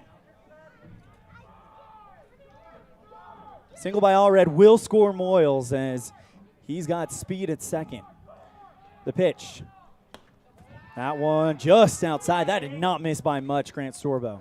No, that was a pretty good pitch. But when you're Rodriguez, you've been a little wild. You got to get that umpire used to calling strikes, and he hasn't done that thus far through this game. But I agree with you. That one, I thought maybe caught the outside corner, but only one guy's opinion matters. Ours sure don't. Next pitch as Hank pops that one over the fence, immediately behind home plate. 1 ball, 1 strike. I was saying that. Rodriguez with 44 pitches now, just 25 of them for strikes. He needs to bring that percentage up. That is not very good by Trenton Rodriguez standards. The Outlaws with a 1-run lead against Post 6. The pitch finds the zone, 1 ball, 2 strikes. Gus Allred stands on deck. Unless we get a double play, which is not likely with Moyles standing on second, we're going to see Gus Allred again. Yeah, it'd be a very strange double play, but we've seen some strange double plays this weekend. A line drive caught by McAnally, tap on the bag type thing. As this one is fouled off, Hank barely gets back to that one to stay alive. Yeah, that's a good job by Hank Allred on that one. That was a very tough pitch, but he did a good job of just getting the bat to it and living to see another pitch. That's sometimes what 2-strike hitting is all about. 1 ball, 2 strikes to Hank. Trent Rodriguez, the veteran right-hander. And the pitch. That one bounces off the chest protector of Swain. It'll be 2 balls, 2 strikes as Hank holds up. Swain gathers it quickly, and Clayton goes to second. I see some Post 6 jerseys standing down the left field line, so I believe Lobmeyer in the bullpen's ready. Now it's just a matter of time of how long Ty Lane lets Rodriguez stay in the game. Moyles with the lead off second. 2-2. That one is a foul tip, and it's dropped by Swain. That is very lucky for Hank Allred. But he's going to live to fight another day. Yeah, and you could see Swain drop right to his knees as soon as he dropped that baseball. That's one that he thought he should have had, I think. Or that may have gotten Swain in the mask. That may have hit him. Yeah. From where we're sitting, it looked like he just dropped because he was upset that he didn't catch it. But that may have gotten him in the mask. Seems to be okay regardless. 2 balls, 2 strikes to Hank. Runner in scoring position, that's the speedy Clayton Moyles. Leadoff man for the Outlaws, who put the Evanston team on top 4-3 with an 2-run RBI double. The pitch. That one finds the zone, and Hank goes down looking. Not often that happens. And it's 2 down to Gus Allred. And that was the breaking ball from Trenton Rodriguez. He just flipped that over, and that was a good pitch to Hank Allred. But now he has a very difficult task in getting Gus Allred out. We saw Gus Allred's last at-bat. He had the 10-pitch at-bat.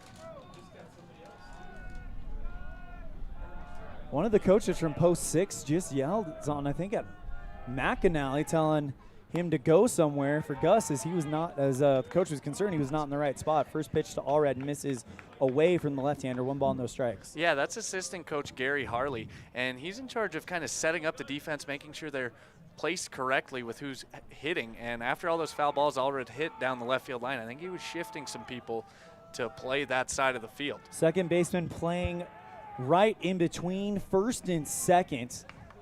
Coulter McAnally shifts to play the traditional second base spot, leaving a massive hole between second and third. But Gus, a right-hander, it's not the natural position for him to put that ball, but he did pull a lot down that left field line last time. as Moyles definitely on the mind of Trenton Rodriguez as he is scooting all over the base path, making Trenton step off the mound.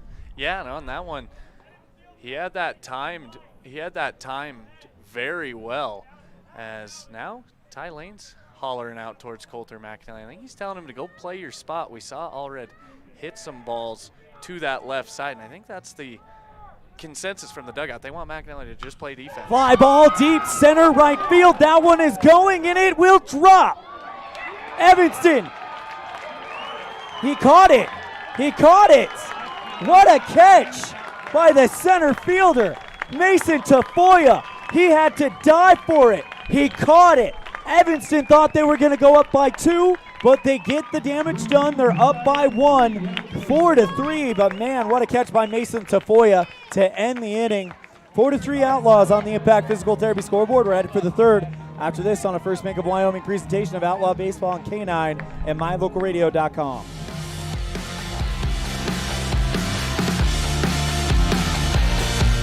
The big difference that sets Freeway Tire apart from other tire stores is the fact that we care. We care about the customer service we provide, we care about selling quality products at fair prices, and we care about your vehicle. So when you're looking for tires or having work done on your vehicle, everything from maintenance to major repairs, make sure you take it to the company that really cares, Freeway Tires, on Bear River Drive in Evanston. Stop in today or schedule an appointment with us online at freewaytires.com. As your local Ricoh, Toshiba, and Sharp dealer, Mountain West Business Solutions represents quality office equipment that lasts. We work with each client to understand your workflow, your goals, and your bottom line. Whether you lease or purchase office equipment, we have many ways to work with you to provide the best products at the best value. We also service and provide supplies for HP printers. Call Mountain West Business Solutions today. Let us help you find the best solutions for you and your business.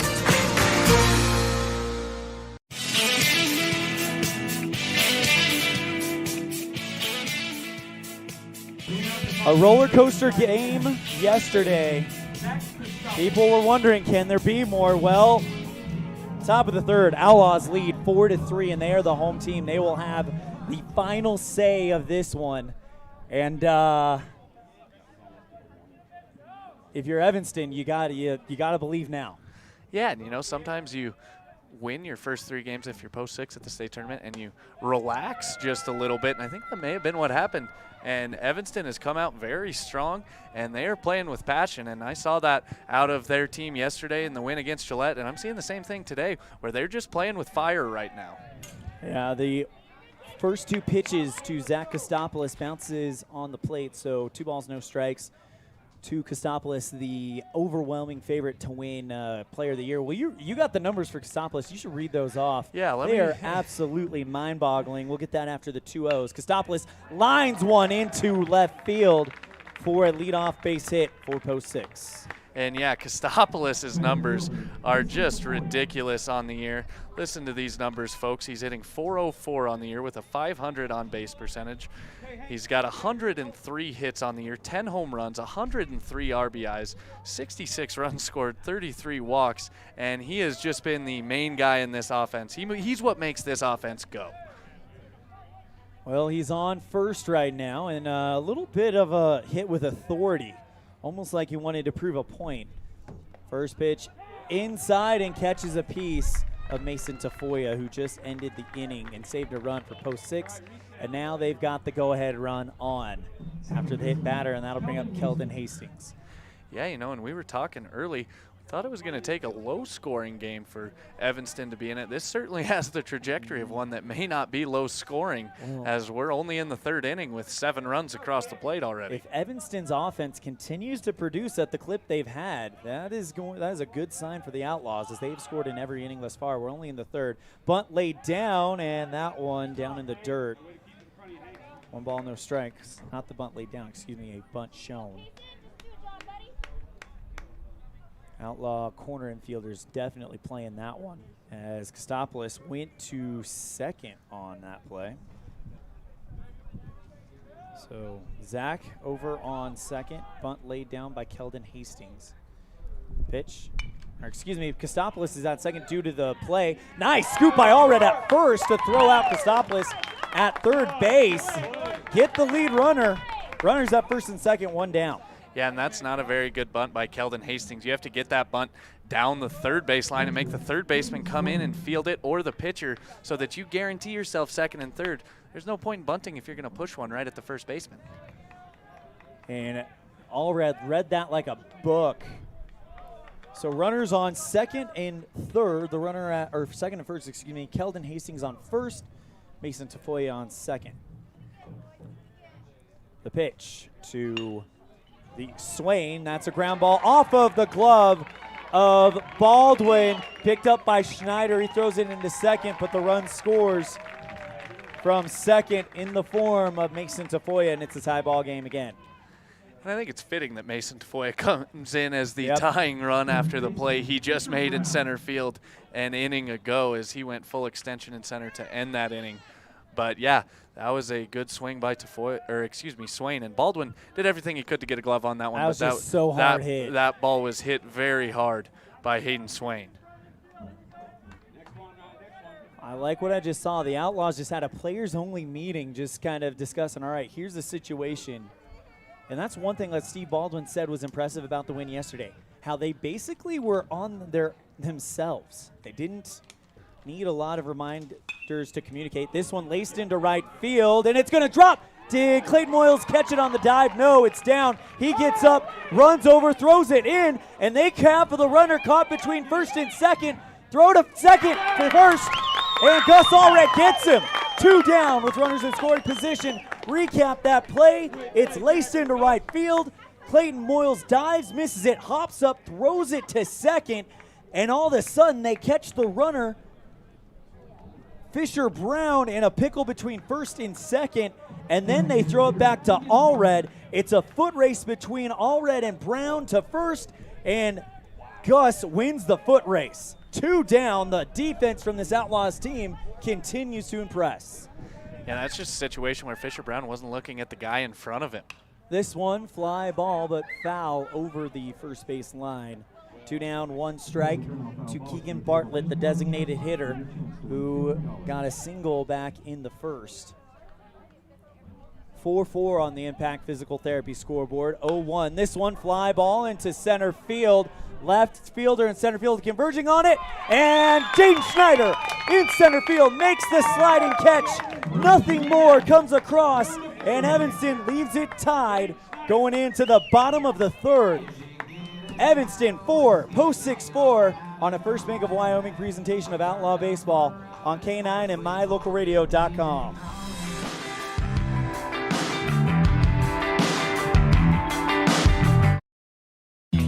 Gee, Tommy, you look amazing. Did you try something different with your enamel? No way. I wouldn't do anything to alter these pearly whites, but I did see Dr. McKay Frankham, who told me if I didn't floss, I could miss up 35% of food particles. Really? He told you that? Yep, and you know what? He's 100% right. I started flossing, and now I look better than ever. Wow, I want to see Dr. McKay Frankham. Well, give him a call, 307-789-8910. Easy to remember, right? That's super easy. Dr. McKay Frankham at 307-789-8910. I'll call today. Signage is a critical part of your business. It helps customers find your front door.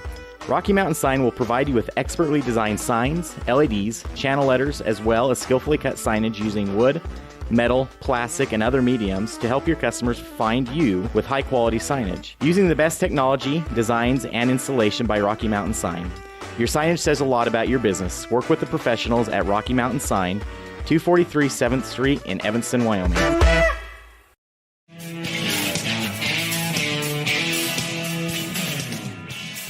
Evanston and Post 6 midway through the third, and we are tied. Post 41 fans rejoice as they have tied the top team in the state. And really looking at the box score from the only previous meeting, it was a 4-2 game until the 5th inning when Post 6 exploded. And now you've got the man who hit a 2-run home run in that game, Jagger Mitchell, up. And Trent Rodriguez coming back out for inning number 3. Yeah, you know what? I think that's maybe a little bit of a surprise to me. Ty Lobmeyer was ready in the bullpen, but Coach Lane going to go with Trenton Rodriguez. And in some ways, I kind of like it. You trust your senior to get back on track. We've seen Rodriguez throughout the year be successful. He's capable of it. He just needs to do it now. That one got TK. The home plate umpire, TK Stout. And yeah. Swain did not keep it off of him right there. And that is, I'm wondering if he's, remember it was yesterday where, or not yesterday, Tuesday, where Coach Lane yelled out and said, "We got to protect the umpire." Guess who was behind the plate during that game? TK Stout. And I wonder if he's, I wonder if the strike zone might get a little bit smaller. Yeah, it's one of those things where, you know, as an umpire, I've umped some games before. It's one of those things, you know, the catcher is trying his best, but you're like, gosh, dang it, dude, just keep it off of me. 1 ball, no strikes to Jagger Mitchell. Dangerous batter to be behind in the count, too.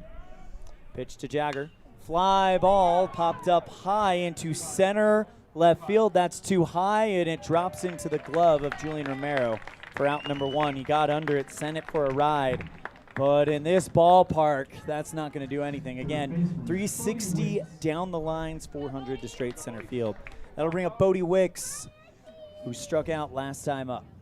Yeah, and that was one where, wearing a post 6 shirt, I got a little nervous when that ball came off the bat, but Jagger Mitchell just barely missed that one and got under it, as you said, and Romero had to cover some ground to get there. The pitch by Wicks. That one up high. Ball, no strikes. And I think you're right. I think post 6 might just be a little bit shell-shocked right now. It's one of those games where when you win your first 3, you feel like you can just walk on the field and win, and that's not the case right now against the Evanston Outlaws. They're giving you all you can handle. 1 ball, 1 strike to Bodie Wicks, and let's not blow it out of proportion. It's 4-4. Post 6 could easily come back and take this game by the throat as the 1-1 goes inside in the dirt. 2 balls, 1 strike. But you gotta like what you're seeing from Evanston, and we're in the mid part of this game. Next time post 6 is up, it's the 4th inning. Yeah, it's no longer early on in this game by any means. We're getting towards those middle innings, and it seems to be that this is going to be the type of ball game that it is. 2-1 to Wicks. This one a hard liner at McAnally. The black hole throws across the diamond to first. For shortstop to first base, line out number 2. And you know what? I said it last night. Just don't hit the ball at him. Yeah, now you're feeling it even more now that the Evanston Outlaws are playing. And Coulter McAnally, he's just so sure-handed at shortstop. I would dare say post 6 has had a lot of good shortstops. He might be the best one that we've ever had. And he's so young. Absolutely. So much talent. So much room to grow. Yeah. First pitch to Kaysen Smith. This one lined into right field. That's going to drop. And Kaysen is that his second hit of the game? He's doing it on the mound and at the plate. We have seen him do this many a time for the Evanston Outlaws where he provides his own offense. And now Ryan Baldwin, who saw the ball very well, hit a double that helped the Outlaws get going in the last inning. Steps to the plate. Yeah, and that swing by Smith, that was almost a mirror of his first one. His first one was right down the left field line. That one right down the right field line. 4-4 here in the bottom of the 3rd inning. Evanston and post 6 tie. Baldwin lines one into shallow left field. And the hit parade continues for the bottom of the order. Kaysen Smith and Ryan Baldwin, 2 for 2. And now Trent Rodriguez is starting to get hit around in his 3rd straight inning. Got those first 2 outs of the inning fairly easily, but this is 3 in a row. This is starting to become a trend where Evanston Outlaws bats are hot, and it's going to be tough to contain them as this game goes along, it would seem like. Watching post 6 manager Ty Lane, and he's not flinching. He's not flinching, which I think he's going to ride Trenton Rodriguez the rest of the way. We'll see how long he lets him go. There are a lot of different options in that post 6 dugout for sure, but it sure seems like he's content with Rodriguez on the mound. Jaden Schneider struck out looking last time up, takes the first pitch outside and low from the right-handed batter, ball 1.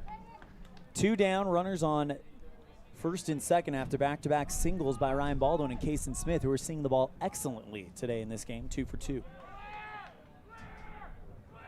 1-0 on the way. This one hit well at McAnally at shortstop, gathers his feet, throws across the diamond, and they'll end the threat. We're still tied, going to the 4th inning. It's 4-4 on the Impact Physical Therapy scoreboard.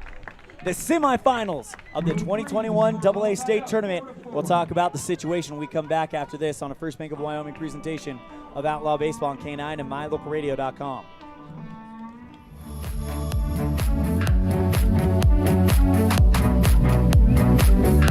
In May of 2019, Uintah County School District Number 1 became the first school district in Wyoming to achieve a certified Level 1 on high reliability schools by the Rosanna Leadership Center. We're focusing on 3 levels. Level 1 is a safe and collaborative culture. Level 2, effective teaching in every classroom. And Level 3 is a guaranteed and viable curriculum. We are certified Level 1 in safe and collaborative culture. This is Superintendent Ryan Thomas. Congratulations to everyone in our district. Keep up the great work. Uintah County School District Number 1, Pathway to Excellence. Nothing makes your kid feel like a superstar more than seeing his or her very own Fathead in the stands. Fathead car decals and yard signs are inexpensive and easy to get at Rocky Mountain Sign in Evanston. Whether it's for the big game or to cheer on the high school band, our children make us proud in so many ways. Show your pride today. Go Red Devils! West Star Printing and Rocky Mountain Sign, 243 7th Street, Evanston.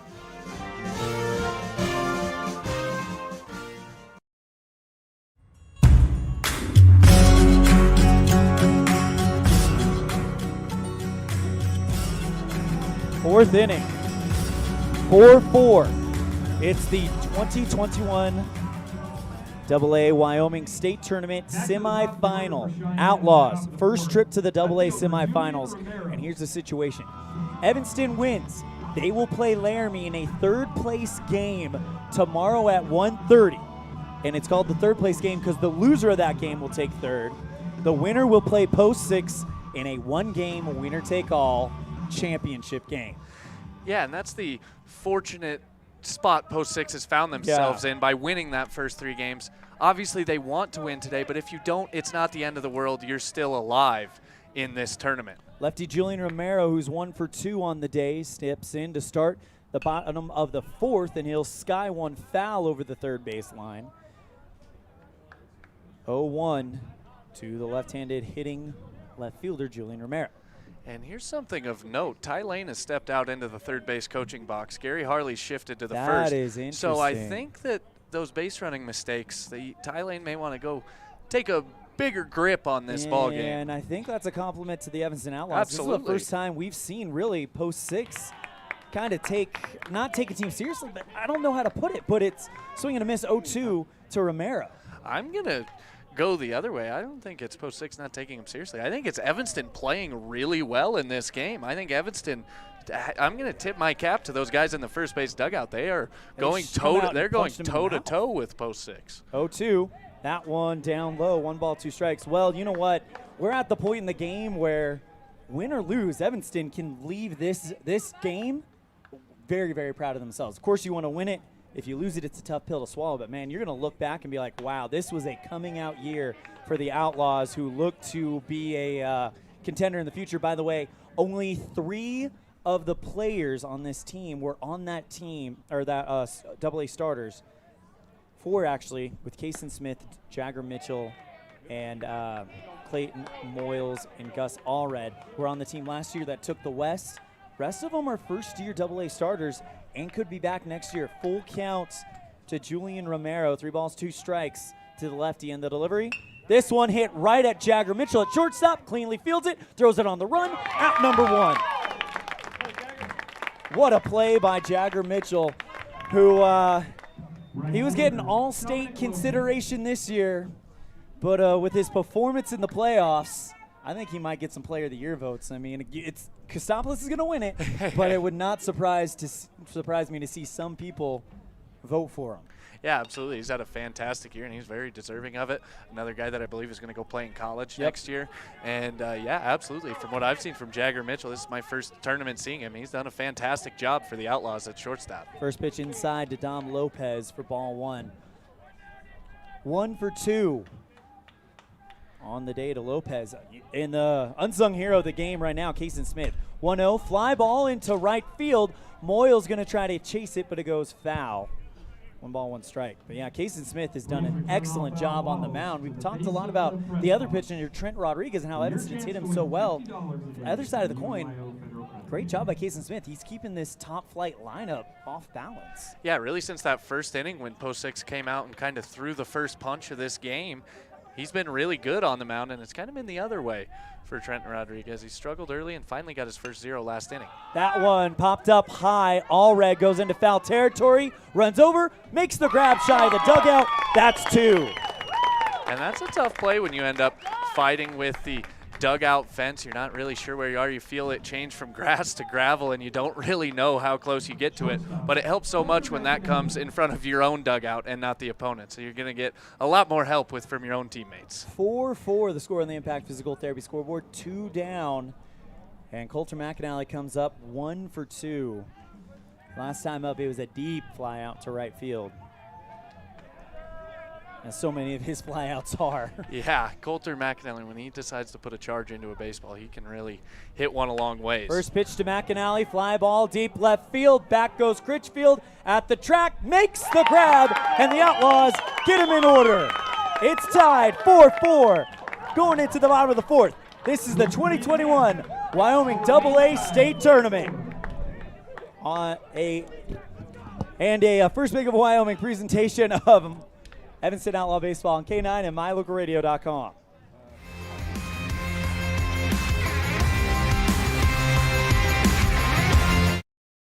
Trona Valley Federal Credit Union is a not-for-profit financial institution. When you become a member, you are an owner of the credit union. We believe in people over profit, and that impacts the way we do business from our overall structure down to the smallest detail. Our philosophy sets us apart, and we're here for you. Earn more with our high-yield checking account, start a savings goal, check out our competitive loans, and much more. Become a member today. We're a caring partner dedicated to your financial success. Member NCUA. This First Bank of Wyoming broadcast of Outlaws Baseball is brought to you in part by Hoover Chiropractic. Dr. Todd Hoover does all the chiropractic work you need, as well as blood work, dietary supplements, a weight loss program, x-rays, and he can help you get rid of migraines and allergies.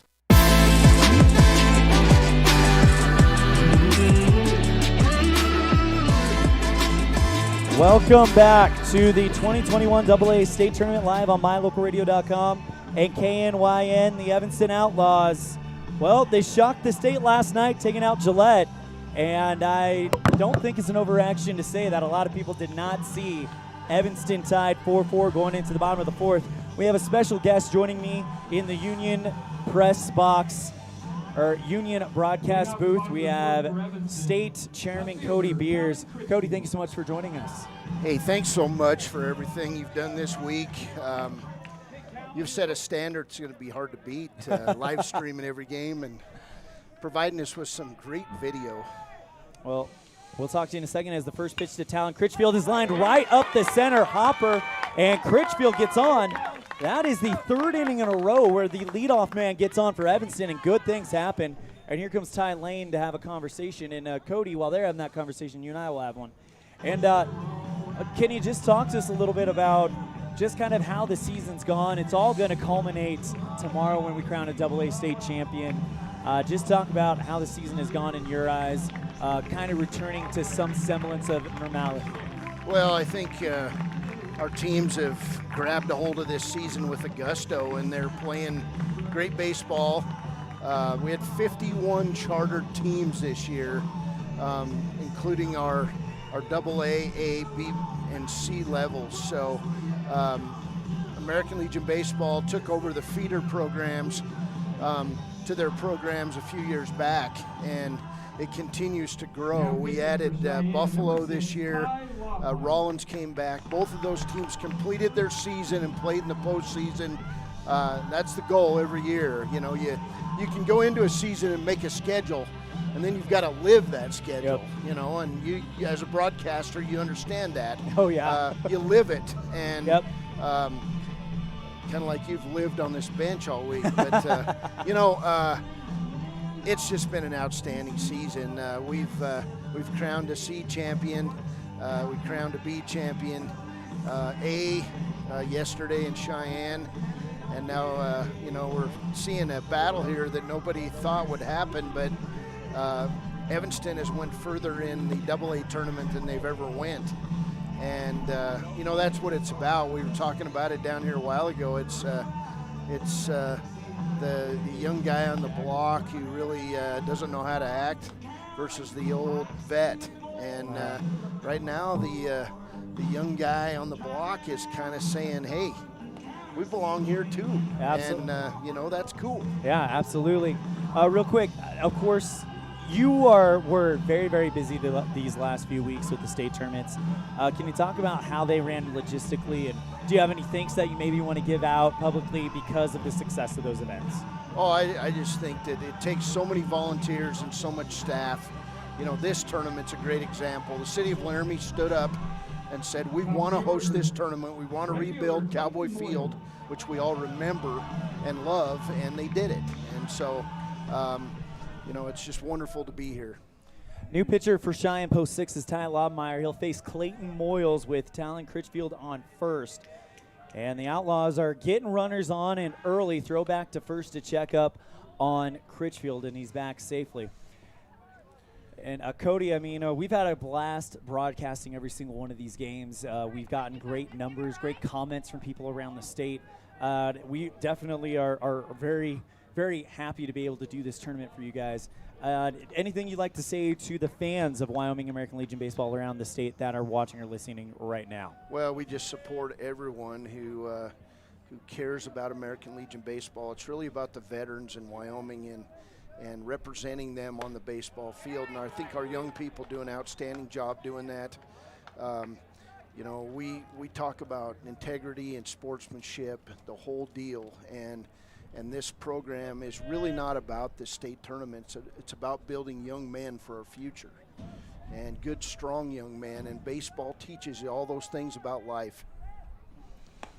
First pitch to Moyles was upstairs for a ball one. Next one finds the zone. 1 ball, 1 strike. Well, Cody, we thank you so much for giving us at My Local Radio the opportunity to do this, and we've had a blast this week. We've got a heck of a game going on, so I'm going to go ahead and cut you loose, bring back Grant Storebo, and we will definitely be talking to you again later on. Real quick here in Laramie, we want to thank Todd Feeser and his staff at the city. We want to thank Jen Chavez, who's ran an excellent tournament. Yep.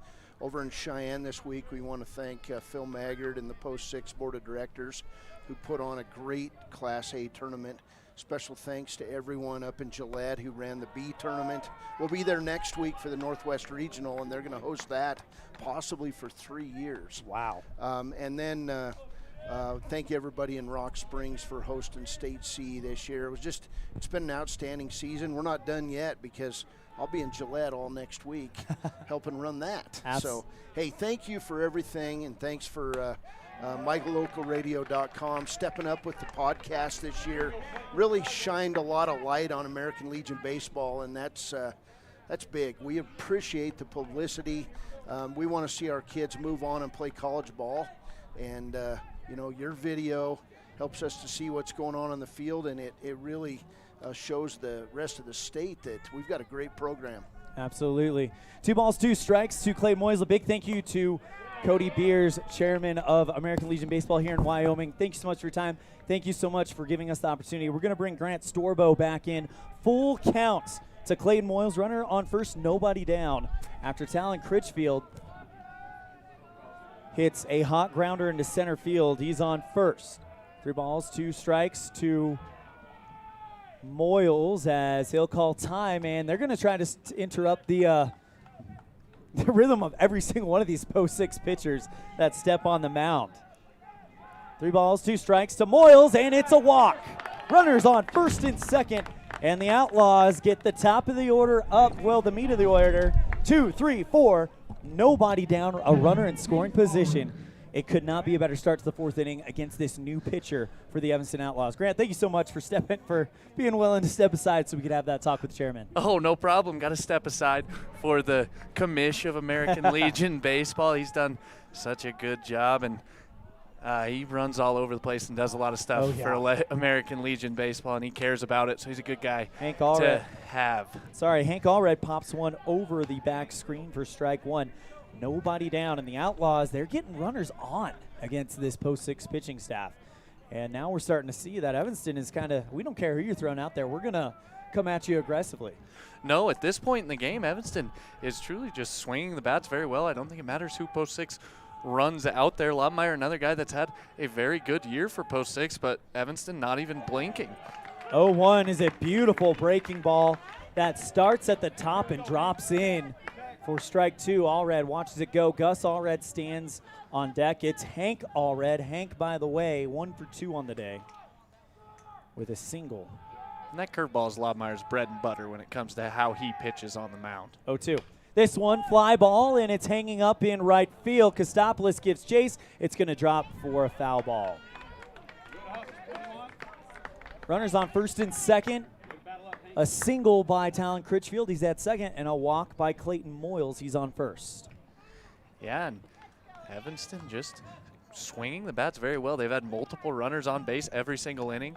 Didn't get anything in last inning, but man, they're just swinging the bats well. I'm very impressed with my first look at the Evanston Outlaws. I know that you've seen them plenty this year. They are looking very good these last 2 games. The 0-2 to Hank. This one is a hot chopper right at the glove of Kostopoulos. Throw to third is in time for out number 1. Evanston Outlaw fans groan at the call, but we're moving on. Talon Critchfield dives into third and gets thrown out, and it's going to be 1 down on the fielder's choice. Runners on first and second for Gus Allred. And that's just a good awareness play from Coulter McAnally right there. A lot of young shortstops would try to spin and throw that ball to second or first. The simple play, and probably the only play where you can get an out, is going to third base on that one. Gus comes in 0 for 1 as the first pitch to Gus is another breaking ball to the left-hander, finds his own. An interesting outfield situation. The center fielder now shaded over towards right field because Gus has been put it over there last at bat. They're leaving that third baseline wide open for him to maybe take a whack at again. Gus with great bat control, as we've seen him go everywhere all game. The 0-1 to Allred. This one, fly ball, dead center field. Mason Tafoya retreats back, dives, and he misses it. It's past him. Moyles waved around third. The throw is cut off by Kostopoulos, and it's not going to happen home. The Outlaws take back the lead. 5-4 on the RBI single by Gus Allred. Birdman flies. Yeah, that was a very good swing by Gus Allred, and that drives in that go-ahead run. And the Sixers in some trouble here as Evanston isn't going to go away in this game. I've decided that. This isn't going to be one of those ones where they just salt away and eventually Post 6 just rises to the top. This is going to be a baseball game.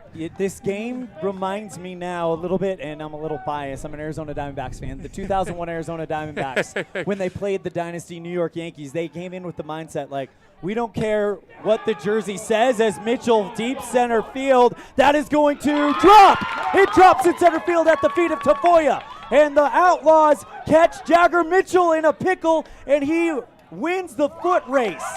Evanston with amazing base running. Jagger Mitchell nearly caught in a pickle, but he outruns Zach Kostopoulos. They throw back to second, trying to get Gus Allred. He's back in time, and the bases are loaded with 1 down for Bodie Wicks. And I just have to say something. Those are 2 of the longest singles I've ever seen in my life. Between Gus Allred's and Jagger Mitchell's, that's like 600 feet worth of singles. Evanston doesn't care if it's the classic white and blue 6 jerseys. They are playing the 2021 Sixers, and they think they can hang with them. First pitch to Bodie Wicks is a fastball in the zone for strike 1.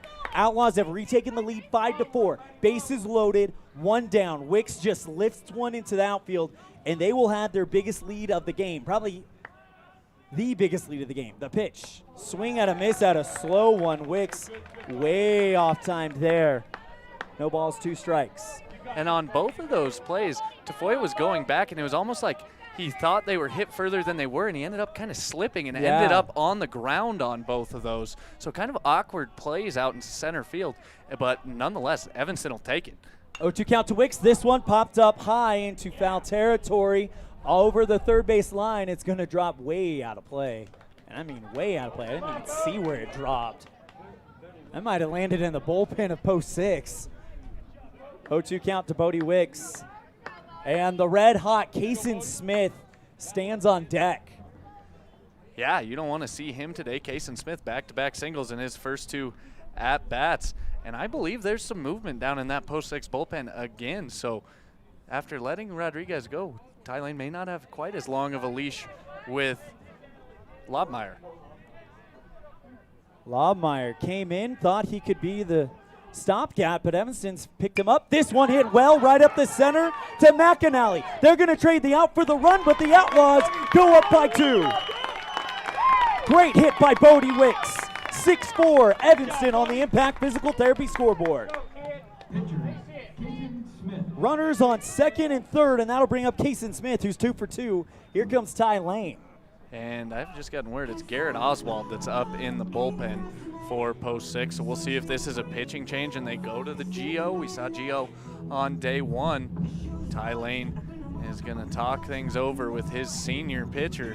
And man, you're right. The Evanston Outlaws are not shying away at all from anything. We said it earlier in the tournament. You said it yourself. Sometimes you feel like post 6 beats people with just being post 6. It gets in their head. Evanston's the first team that we've seen all tournament says, we are taking you head on. Exactly, and we've talked about it multiple times. You know, if you played the game on paper, yeah, this tournament might be over already, but that's why you come out and play the game, and that's why we have a 6-4 ball game in the bottom of the 4th. And I'm really liking what I'm seeing out of this Evanston team. They are playing with fire, they're playing with passion, and they're playing like they truly believe they can win this game. And from what I've seen, they certainly can.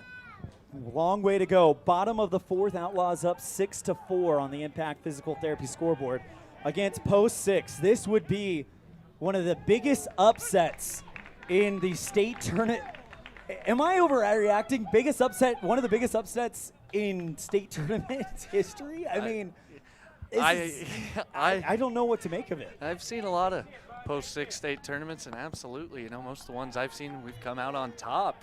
But this one, this game is looking like it's shifting more and more towards the Evanston Outlaws as it goes. Almost feels like that Gillette game yesterday where they got some momentum, and now it's going to be up to that defense to preserve it. And a 2-run lead is a lot safer than a 1-run lead. Absolutely, and really post 6 hasn't done anything offensively since the first inning. 0-2 count to Kason Smith. 2 down, runners on second and third. Jagger on second, Allred on third. Smith swings and misses, but the Outlaws bring in 2. We're headed to the 5th. Outlaws 9 outs away from playing on the state championship day. This is the 2021 AA State Tournament semifinals on a First Bank of Wyoming presentation of Outlaw Baseball on K9 and MyLocalRadio.com.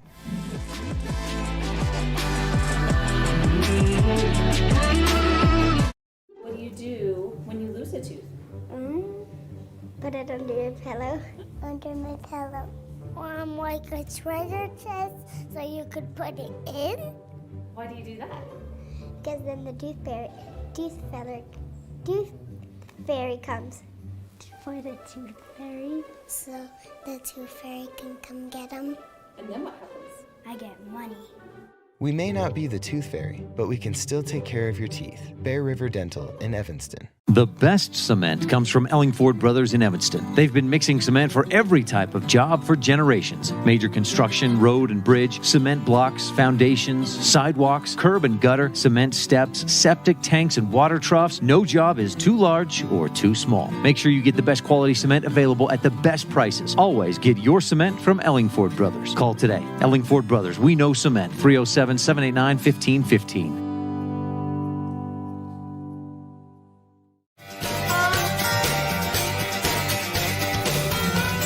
Well, the Outlaws pulled off the upset of the tournament, taking down Gillette yesterday, 3-1. Well, they might be looking for another one. They lead post 6, 6-4. They went down 3-1 or 3-0, responded with a run in the bottom of the first. Then they put up three of their own to take a 5-3 lead in the bottom of the second. Cheyenne tied it up at 4, and then Evanston blanked in the bottom of the third, and then in the bottom of the fourth just brought in 2 more. As Zach Kostopoulos comes in, and now you're at the point where 1 player, 2 players aren't going to make the difference. You need the entire post 6 lineup to catch fire against Kason Smith. Absolutely. You just have to have team at bat after team at bat.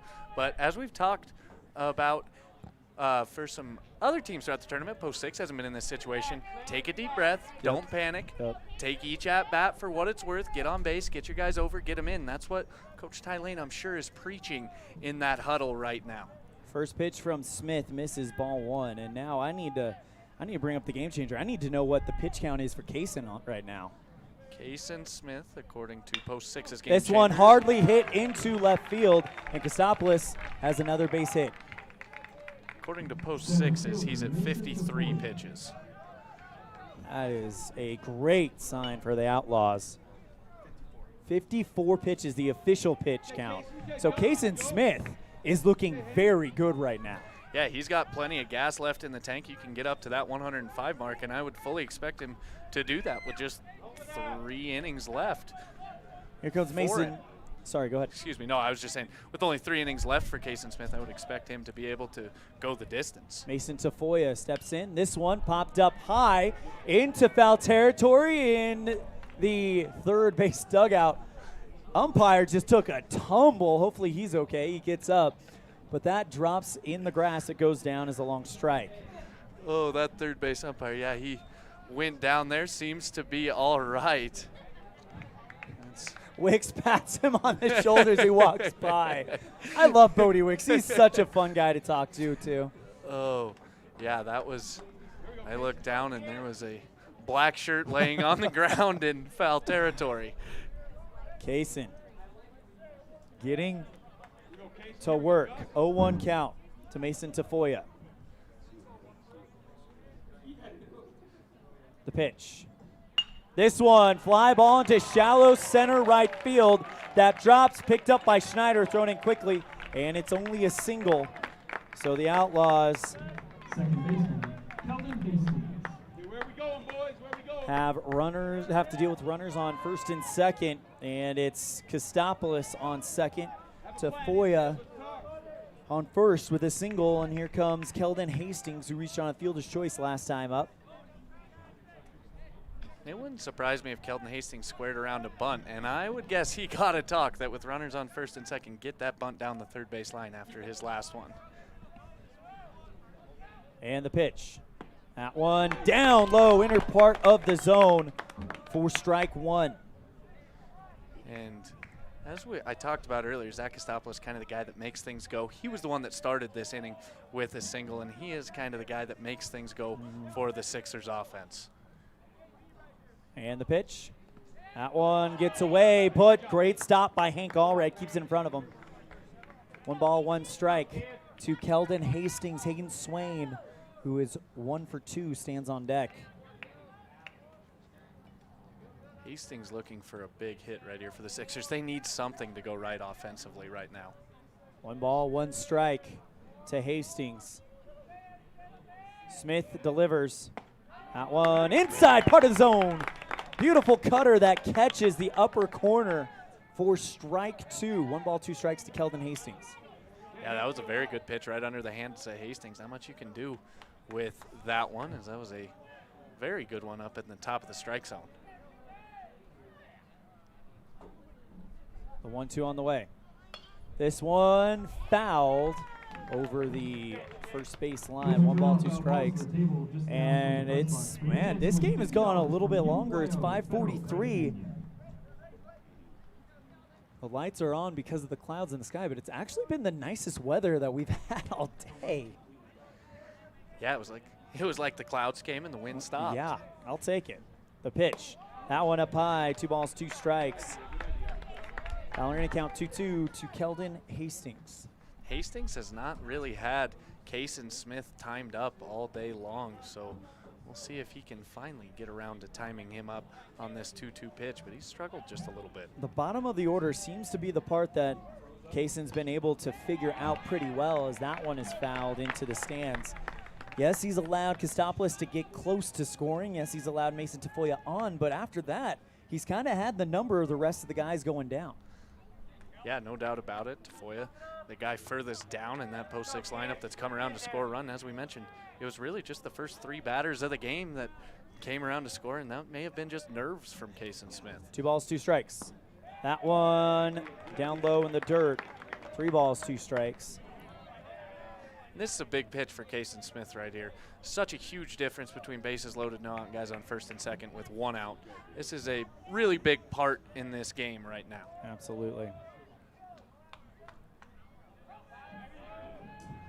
Small lead by Tafoya. The pitch, swing and a miss. It's a drop, 3rd strike, picked up, tag, and that's out number 1. Clutch pitch by Kaysen Smith. Yeah, that was one where you absolutely do not want to put Kelton Hastings on for free, even though the bottom of the lineup is coming up. We've seen bases loaded, no outs. That's really, really hard to work through. So good job by Kaysen Smith getting that strikeout of Keldon Hastings, and Hayden Swain gonna have to get it done with a hit. Hayden Swain 1 for 2. First pitch to Swain. This one hit up the center. Jagger Mitchell, it's through his legs. He thought he had it. It's through his legs, picked up by Schneider. Throw to third, goes to Bodie Wicks, but the run scores, and it's a 1-run game. Post 6, cuts it within 1. Yeah, and that was a tailor-made double play right there to Jagger Mitchell, and he just didn't work from the ground up, kind of tried to stab at it as it got there, and it just went right through the 5-hole. And that's an unfortunate play for the Evanston Outlaws. Gus Allred just walked over to his team, and I guarantee you, I know what he yelled. We still got the lead. We're still in a good spot. Runners on the corners, 1 down. Go ahead. Absolutely. Just one of those situations where you can't let things snowball. Just because you made an error doesn't mean that it's the end of the world. You can still get out of this inning with the lead, potentially just tied the runner on third. But there's so many situations. You can't panic in this situation if you're the Outlaws. Tafoya on third, Swain on first. That'll bring up Fisher Brown, the third baseman. First pitch. This one, fly ball, foul over the first base line for strike 1. And we've seen when Kaysen Smith can get ahead in the count, he has been very effective. Yeah, he really has. And Fisher Brown had that weird play earlier where he ended up getting tagged out trying to slide back to first after a single. So he actually does have a hit, but he got himself out. 0-1 count. Smith sets in the delivery. That one outside, 1 ball, 1 strike. The Outlaws have played the game, their best game of the year.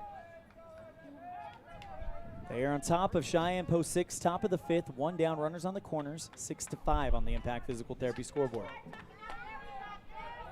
The pitch. This one fouled up over the screen, 1 ball, 2 strikes. Smith stays ahead. Right now, if you're Fisher Brown, you just are trying to put something in play. Don't go down on strikes. You have a guy at third base with less than 2 outs. Fisher Brown runs well, so it would be tough to turn a double play for the Outlaws right here. Smith from the stretch, ball in his right hand. Gets the sign from Hank Allred in the black goalie-style catcher's mask. Deep breath in the 1-2. This one, fly ball into right field. That is going to go foul. Just barely. Evanston fans breathe a sigh of relief. Yeah, that was one that wasn't foul by much and would have done some serious damage, as I think Hayden Swain probably would have been able to get first to third on that one, but it was just on the incorrect side of that line if you're seeing the game through blue and red eyes. On the correct side of the line if you're seeing the game through blue and white. 1 ball, 2 strikes. Smith looks in, gets the sign, agrees on it. Sets. And the 1-2. That one misses down low and away. 2 balls, 2 strikes to Fisher Brown. Keegan Bartlett, 1 for 2, stands on deck for the Sixers. This has been a heck of a battle between Brown and Smith, and we'll see who's going to win it. Could be one of those battles that we refer back to at the end of the game. 2 balls, 2 strikes. This one popped up high, but it's going to go out of play. I was waiting for the bang on the top of That's barely on the cleared top the of the Union booth. 2 balls, 2 strikes. Evanston still on top, 6-5 in the top of the 5th, but the tying run stands on 3rd. Evanston will have final at bat of this game, though. That's bad news for post 6. They're going to have to get it going here in these late innings. Post 6 has not led since the 2nd inning. The 2-2 on the way. That one down in the dirt. That one off of Hank Allred, but it makes a roll over to the third base. So the third baseman holds. Hank Allred catches, looks at the runner at first and throws back over to first. The runner's back in time. Close call for Hayden Swain. 3 balls, 2 strikes. Payoff pitch will be coming, and it is a big payoff pitch to Fisher Brown.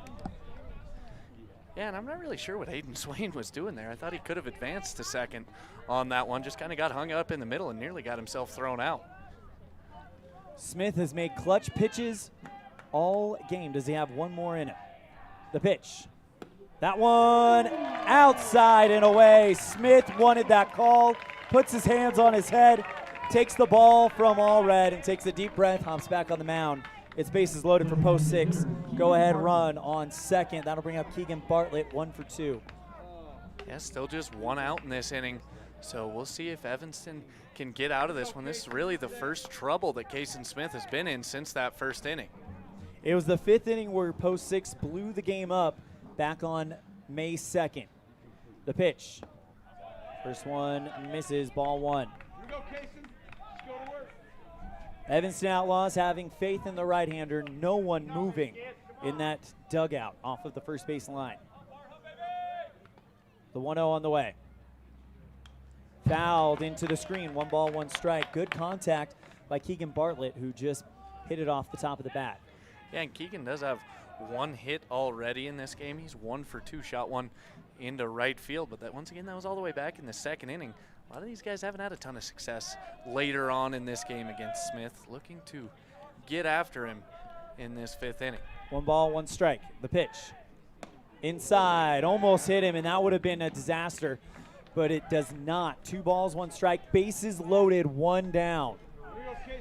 And that's one where it would have hurt if you're Keegan Bartlett, but boy, with the bases loaded, that run would have been huge if he didn't duck out of the way. 2 balls, 1 strike. Evanston up by 1, bases loaded, top of the 5th. The pitch. That one away, 3 balls, 1 strike. And we'll see, I guess, if Bartlett ends up walking. It was a good move to not take the bruised ribs.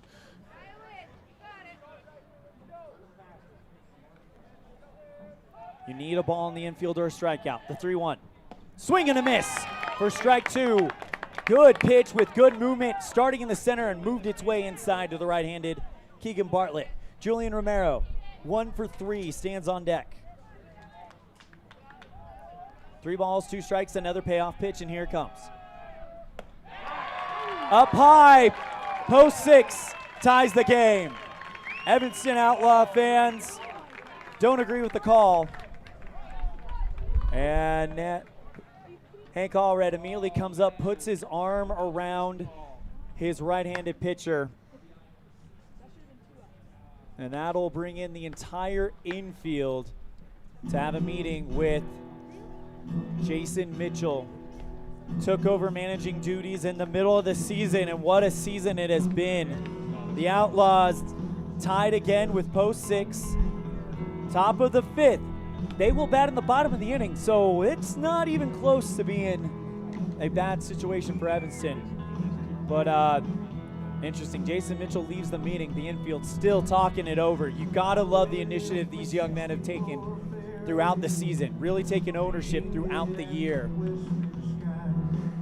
Yeah, and I saw this thing the other day where it said, good teams, the coaches lead. Great teams, the players lead each other.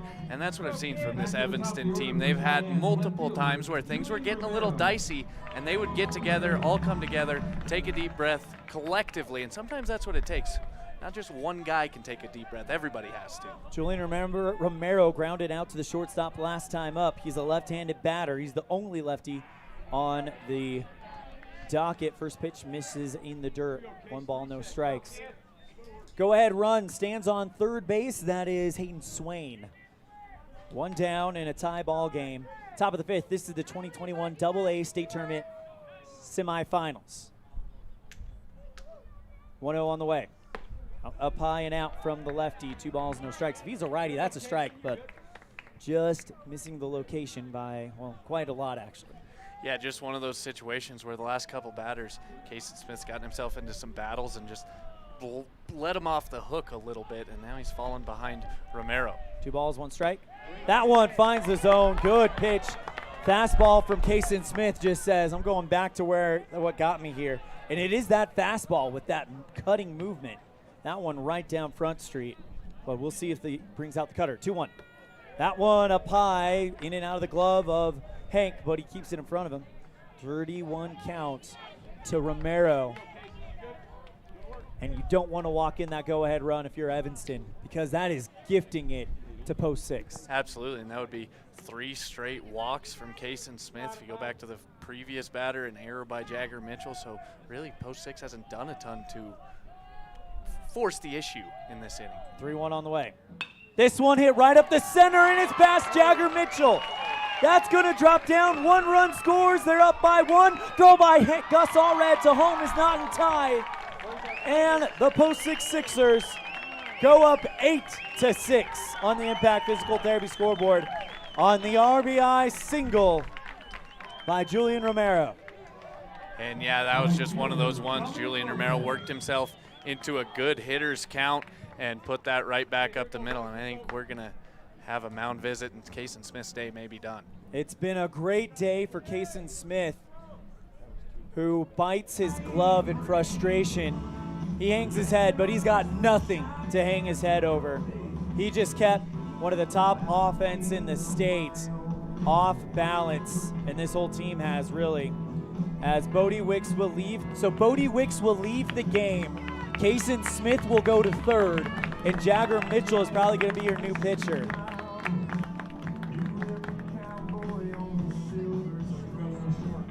Finding out who will go to short. I think Derek McDonald is going out to the outfield. He'll go to right, Moyles will go to center, and Jaden Schneider will come to short.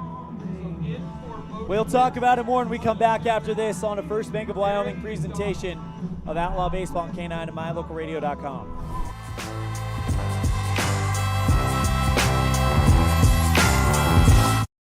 There's a reason Rocky Mountain Yeti is Southwest Wyoming's #1 dealer. Come in and see what all the buzz is about. Voted Best of Evanston by you. Best of Evanston in new car sales, used car sales, and Best of Evanston in service. We have the best selection of inventory in town, paired with our legendary 20-year, 200,000-mile warranty. Come see us today at one of our 2 locations, 100 Wasatch Road or Yeti on 3rd next to Walmart. Let us help get you on your next adventure today. Rocky Mountain Yeti, legend driven. Time flies, especially when you're having fun. This is Jeremy Rex, manager at T-Bar S in Evanston. It's hard to believe that we've been here almost a year with our new management team and staff. Did you know that you can have your vehicle detailed, your windshield replaced, chip repair done, or get your trailer refinished or rewired at T-Bar S? Of course, we are a full-service collision repair shop, too. You can even change your oil and your brakes. Visit T-Bar S today. Let T-Bar fix your car. 515 County Road, Evanston.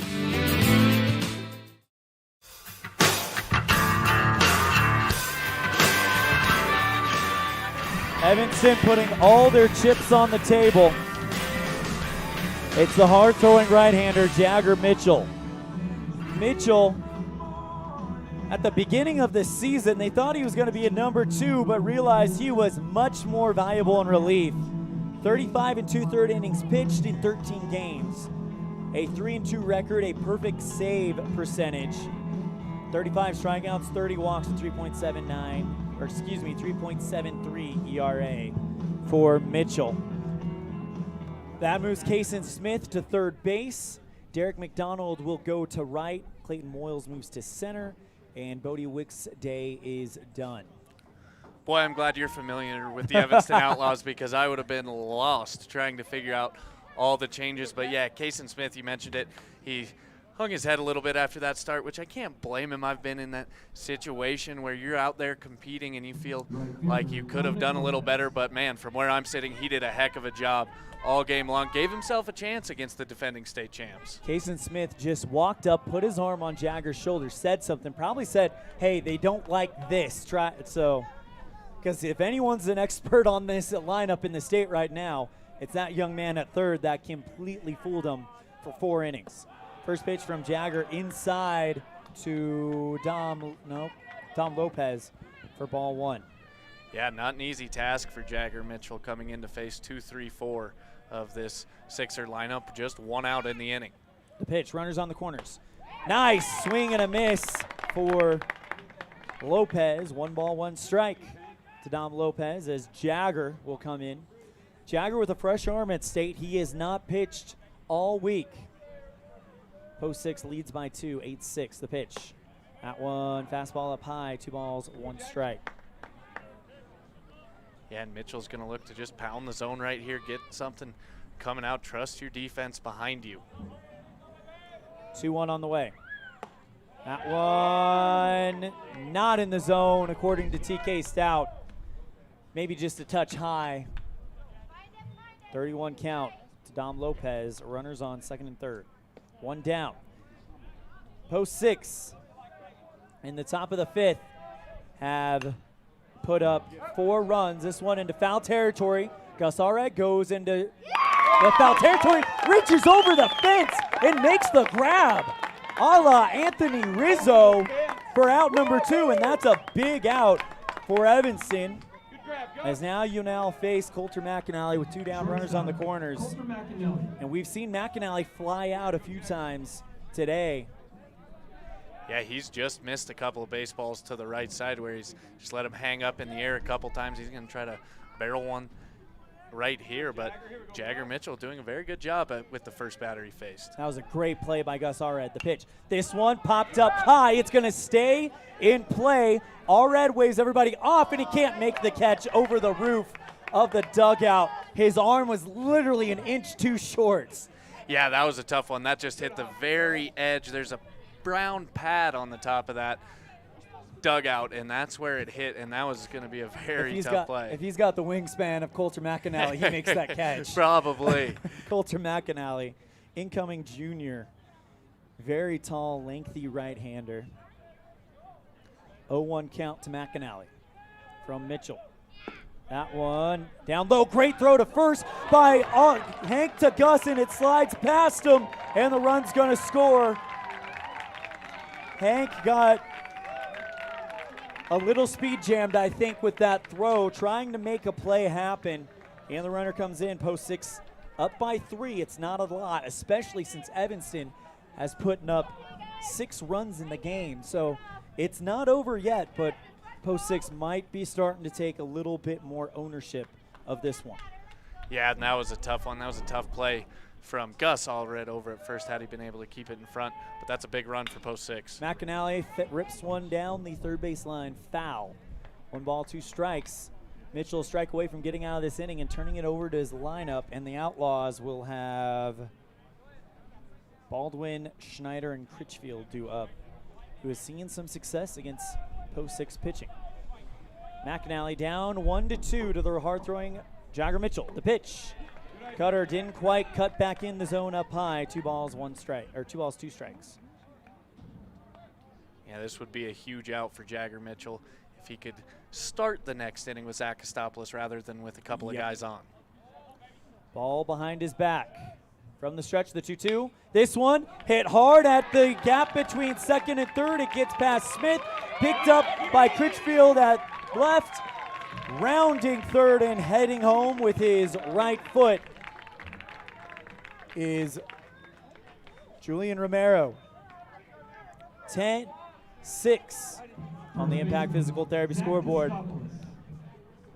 That's 6 runs in this inning put up by post 6, and usually they have 1 inning like this. And the question is, can you weather the storm? Evanston, though, with already had plenty of runs to back up this inning. They're only down by 4. 2 down and a runner on first to to Zach Kostopoulos. That runner is Coulter McAnally. First pitch to Kostopoulos misses for ball 1. Two of the top players in the state going head-to-head right now. Jagger Mitchell and Zach Kostopoulos, the 1-0. Cutter goes way inside, 2 balls, 1 strike.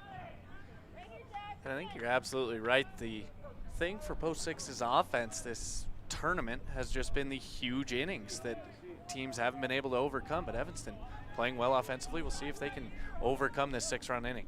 2-1, swing and a miss. Kostopoulos way out in front of that one, completely fooled. 2 balls, 1 strike, and Jagger Mitchell catches that ball with a little bit of gusto and marches back to the mound. Absolutely. Anytime you can get a fastball by Zach Kostopoulos, it's a good pitch. 2 balls, 1 strike. That one misses outside. Good pitch, just barely missing away from the right-handed Kostopoulos. 3 balls, 1 strike.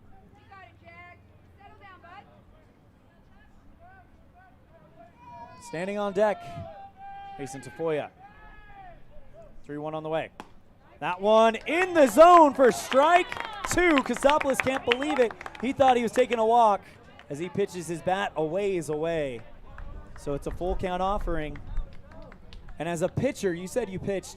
When that happens, 3-1 count, you throw a strike past them. They think they're walking. What does it feel like in the mound? Like, yeah, that you kind of have a little bit of a mojo riding your way. Yeah, it feels really good, but it feels a lot better if you can throw one more strike. 3-2 on the way. This one popped up high into center field. Back to the wall, and it is gone. No, not gone. I thought that thing hit over the fence. It hit the top of the fence. It hit the yellow. Kostopoulos with an RBI triple. That thing hit the top of the fence. Everyone in the park thought it was gone, but the reaction from the Outlaws was right on time. It brings in another run. It's an RBI triple for Kostopoulos, 11-6 on the Impact Physical Therapy scoreboard. And Ty Lane's going to talk to the umpires for a second and ask about where the heck that ball hit. I couldn't really tell. I know. All of a sudden they were throwing it back in. I was with you. I thought he got enough of that. It's 11-6 for now. It might have hit one of the pipes at the bottom of the ground and bounced up. If it hits the yellow, I would imagine if it hits the yellow, it's a homer. And they're going to say it's a triple. Jagger Mitchell meeting with Hank Allred, Gus Allred, and win, lose, or draw, you love the body language and the teamwork of these Outlaws. You just saw, and you don't see this on every team. We've watched every team in the state tournament. I think it was the only team I've seen it. They just came in completely on their own, and all right, here's the plan. They believe they can still get out of this. They're going to have a conversation, make sure that wasn't a homer. The 4 umpires are going to meet. It's either 11-6, 12-6. If it's a homer, it's empty base path for Jagger Mitchell with 2 down. If not, you'll have Zach Kostopoulos standing on third.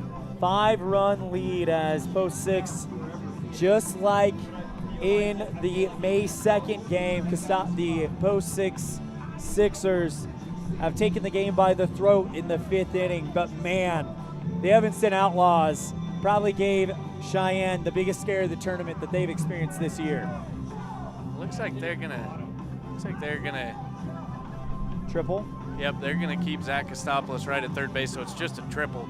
Regardless, that ball was tattooed into left center field by Kostopoulos, but you're 100% right about this Evanston Outlaws team. They have nothing to hang their heads about by any means about this performance. And heck, it's only the 5th inning. There's still plenty of time. Their offense has been clicking. Absolutely. There's still plenty of time for the Outlaws to make this a game once again, but this has been the story for the Sixers. Just huge innings offensively. And you got to weather them and come back on with the big inning of your own. First pitch to Tafoya in the zone. Good pitch from Mitchell, strike 1.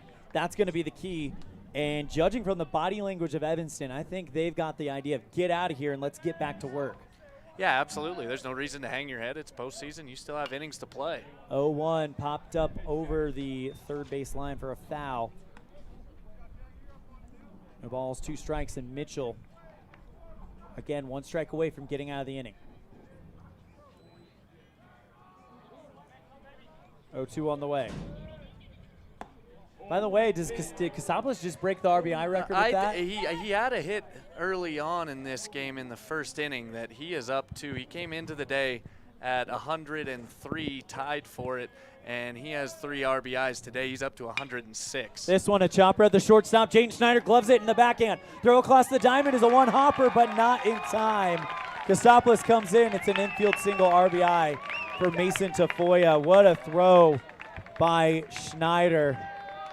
It just couldn't get there in time. Yeah, that's a tough play. And Tafoya, we've seen him cover ground in the outfield. He's a very good athlete, and that one was just too deep into the hole at shortstop to get a guy that runs as well as Tafoya does.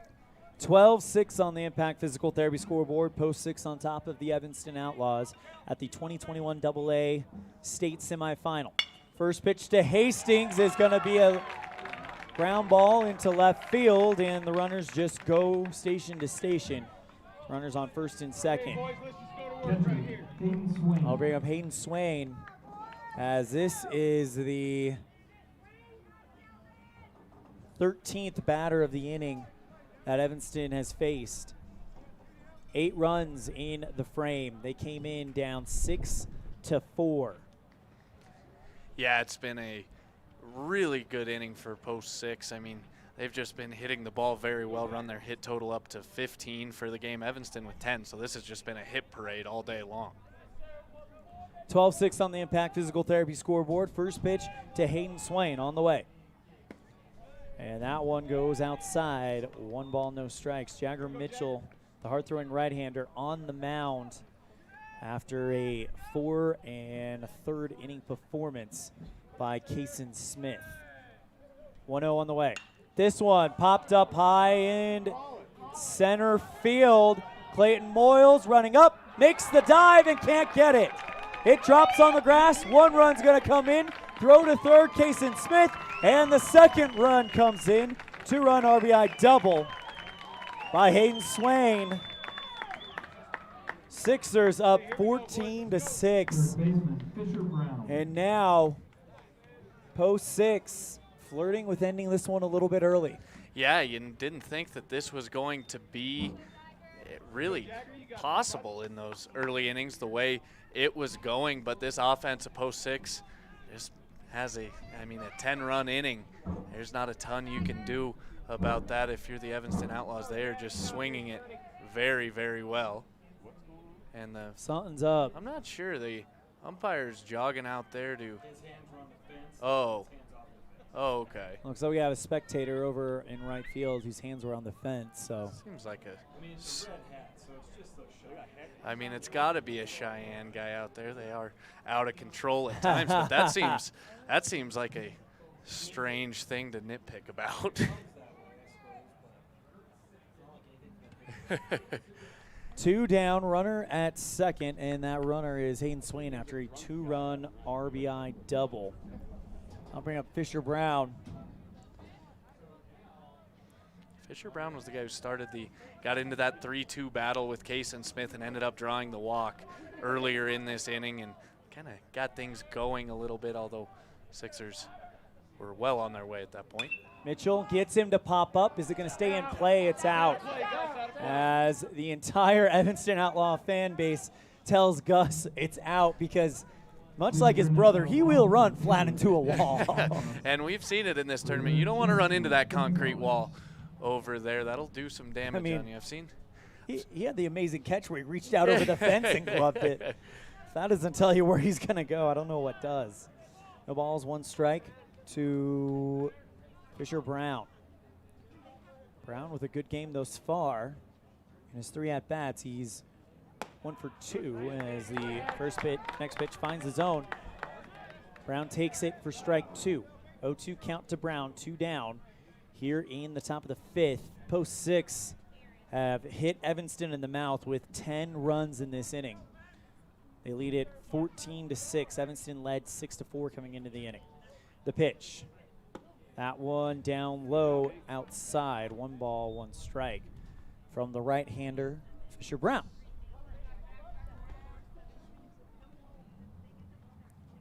Jagger Mitchell with his ball behind the back. Comes set around the chest, and the righty delivers the 1-2. That one inside, a breaking ball that didn't break inside the zone like he was hoping. 2 balls, 2 strikes. Yeah, and this is kind of like that last at-bat Fisher Brown had. He got down early in that count, fouled a few pitches off, and was able to draw the walk, and that's the luxury Post 6 has with guys like Brown at the bottom of the order. He's done a very good job turning it over to the top all year long. Today, no different. Jagger with the 2-2 to Brown. This one popped up high, but it's going to go foul. And this battle continues. 2 down. Runner on second. Post 6 attacking in this 5th inning. This is the same inning that they went on the attack on against Evanston at that tournament in Rock Springs in May. There's a 4-2 game. 4-2 lead for Post 6 going into that one. This time Evanston was up by 2 coming into the inning. The offense has been clicking, though, so it's not even close to being over yet, especially if Evanston can have another big inning. I'm looking at the numbers, a 1, a 3, and a 2. So Evanston has been getting runs in bunches, but they're going to have to really kick it up to another level. And this Evanston team, if we know anything, they are not going to stop fighting until that final out. 2-2 on the way. That one in the dirt. Good stop by Hank Allred, and Jagger puts his glove over his face as he gets ready for a payoff pitch. And yeah, I think the big thing, Evanston is scoring very well in this game. Got to keep this game right at 14-6 to give yourself a chance moving forward into the last 3 at-bats for Evanston.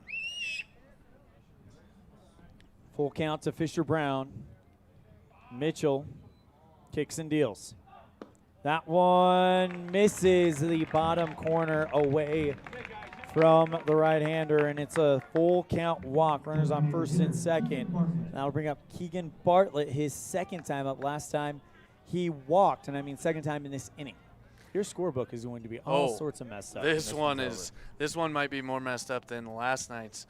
Post 6 needs to spread these runs out a little bit so they don't ruin my scorebook every night. First pitch. That one inside, catches the zone. No balls, 1 strike to Bartlett. 0-1 count and the pitch. That one down low in the dirt. Good snag by Hank Allred. Runner at first is Brown. Runner at second is Swain. 14-6 Cheyenne up here at the 2021 AA State Tournament semifinal. 1-1 on the way. Tried a breaking ball, but it did not find the zone. It misses away from the right-handed Bartlett. 2 balls, 1 strike.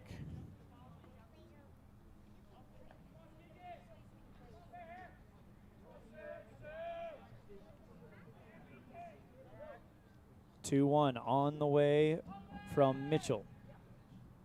That one catches the outside part of the zone. 2 balls, 2 strikes. This is a really important out for Jagger Mitchell. Keep the score where it is if he can get it. And then if Bartlett was to reach, it turns over back to the top, and that 10th run would be standing at second base. So this is a very important situation for Jagger Mitchell. Mitchell kicks and deals. This one, hard hit into left field. Critchfield waves everybody off, makes the grab, and the inning's over. 10 come across the plate for Post 6, and they take a 14-6 lead. Coach Mitchell gathers his team in. They all are wrapped up in a group circle right now, talking about a way to get back in this game. They're not out of it. The offense has been clicking, but they are down by 8. 14-6 on the Impact Physical Therapy scoreboard. We'll be right back after this on a First Bank of Wyoming presentation of Outlaw Baseball on K9 and MyLocalRadio.com.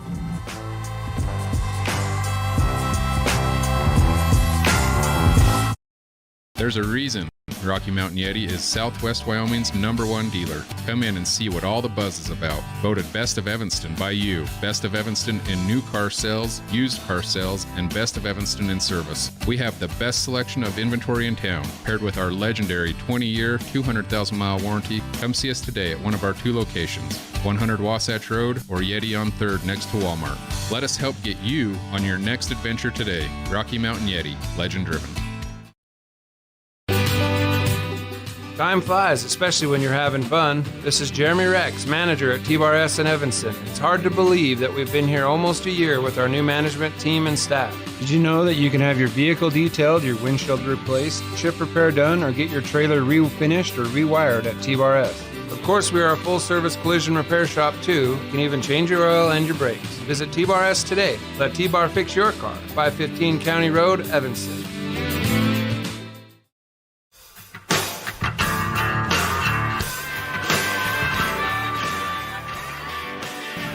Lobmeyer comes back out in the bottom of the 5th in a completely different game than last time he was on the mound, as Post 6 put up 10 and lead the Outlaws by 8. It's 14-6 on the Impact Physical Therapy scoreboard. Up until that 4th inning, Evanston had led 6-4, and Ryan Baldwin comes in. Baldwin, perfect on base percentage, really perfect batting average, 2 for 2 in this state semifinal. Jaden Schneider stands on deck. So it'll be Baldwin, Schneider, and Critchfield. Evanston has done a good job getting the leadoff man on. We'll see if this new lead gives Lobmeyer a new swagger as the first pitch misses, ball 1, because they had been attacking very well at the first batter of the inning. Evanston has. Yeah, absolutely. This is a completely different situation entering this inning than when Lobmeyer came in last inning, when he was just trying to damage control that inning and give Post 6 a chance. His offense has turned around, had a huge inning, and now he needs to be the guy that kind of turns the tide and gets this going correctly for Post 6 on the mound and defensively. Well, if Evanston has a big inning, if they can score 4 in this inning, watch out, because that's going to be a team that can manage a punch. 3-0 finds the zone to Ryan Baldwin. So 3 balls, 1 strike to Ryan Baldwin. A good start for the Outlaws' second baseman at the plate. He's got working on a 2-for-2 game and a swing and a miss for strike 2. 3 balls, 2 strikes. And that's just a situation where Lobmeyer feels comfortable going to his off-speed pitches in a 3-1 count. And that can really fool some hitters. 3-2 on the way. That one fouled. Man, I almost had a chance at that one. Yeah, that one. I heard that one. That one, yeah, that came right at us. It's a good thing we have a roof over our head. Full count offering. Baldwin hits this one hard at the third baseman. Fisher Brown, throw across the diamond, is in time to get him for out number 1. That'll bring up Jaden Schneider. Jaden 0 for 2. One of the few Outlaws who have not had a hit or gotten on base for Evanston today. It's going to bring Ty Lane out of the dugout. I'm not sure what Lobmeyer's pitch count is, but I see Garrett Oswald looming around the corner, so we're going to have a pitching change. All right, it's going to be Garrett Oswald. He was the starter of that May 2nd game that Evanston put some runs up against.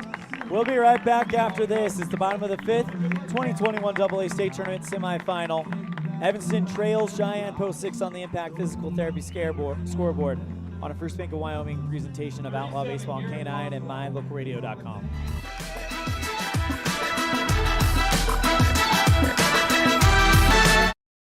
Whatever takes you to Evanston, whether it's high school sports, a teaching conference, music festivals, speech and debate, or your job, always book your hotel reservations at the Best Western Dunmar Inn. With 165 ground-level rooms on 10 acres, the Best Western offers everything you need, including newly renovated rooms, a business office, workout room, outdoor pool, and full-service restaurant, plus complimentary breakfast with every stay. Whenever you're in Evanston, make your hotel reservations with your friends at the Best Western Dunmar Inn.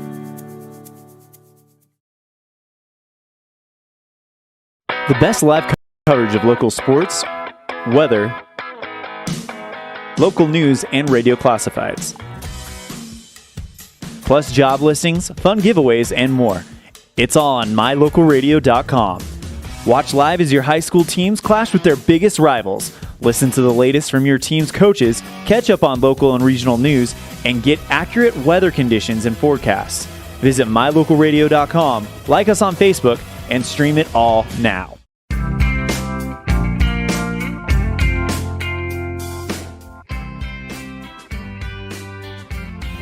Garrett Oswald On to face the Evanston Outlaws in the bottom of the 5th. The 2020 AA State Semifinal. If Cheyenne wins, they'll play Laramie tomorrow at 1 o'clock. And if they win that game, they'll be state champions. If Laramie knocks them off, they'll play a one-game winner-take-all game at 4:30. And then if Evanston comes back, it'll be Evanston versus Laramie in that first game. And then the winner will play Post 6 in a one-game winner-take-all state championship. 3 balls,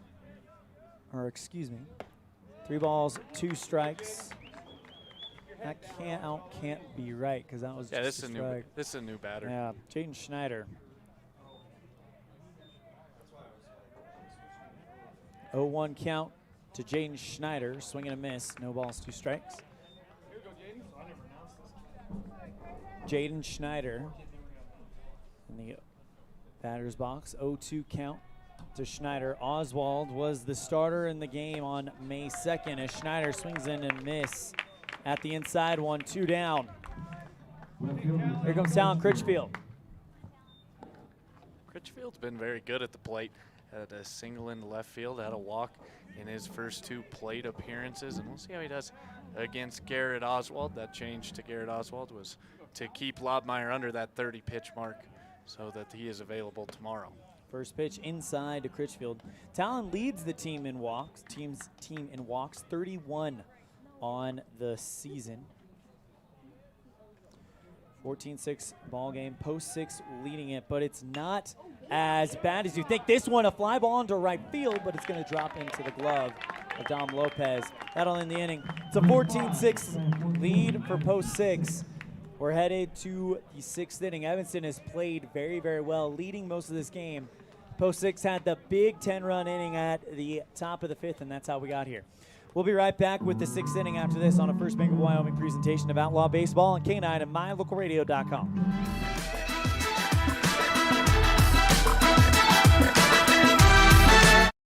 Whatever takes you to Evanston, whether it's high school sports, a teaching conference, music festivals, speech and debate, or your job, always book your hotel reservations at the Best Western Dunmar Inn. With 165 ground-level rooms on 10 acres, the Best Western offers everything you need, including newly renovated rooms, a business office, workout room, outdoor pool, and full-service restaurant, plus complimentary breakfast with every stay. Whenever you're in Evanston, make your hotel reservations with your friends at the Best Western Dunmar Inn.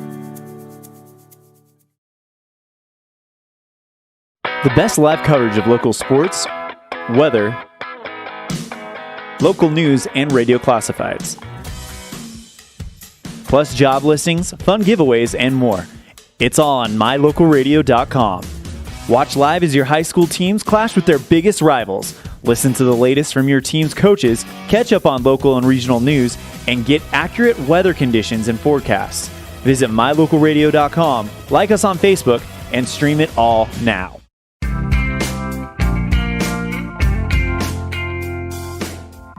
Outlaws, for the very first time in the AA semifinal. Top of the 6th, it's 14-6. Post 6. For most of the game, though, Evanston was on top. Post 6 had that big inning that we've seen them have all tournament. And it came really at the moment where Evanston was starting to be at an all-time high with confidence, thinking that they could hold it off, and then Post 6 just showed their true colors. They are the top team in Wyoming. But Evanston, this is the best a team has played Post 6 all tournament. Oh, no doubt about it. I mean, Evanston truly was in the lead for a majority of this game. It was almost like you blinked and all of a sudden the Cheyenne had turned it around. But yeah, Evanston really has had a fantastic tournament and a fantastic game today outside of the 10-run inning that got out of hand that last half inning, and now the Sixers are in control. Julian Romero leads it off. You know what? This game is not over yet. Fly ball over the third base line, and it's foul. 0-1 count.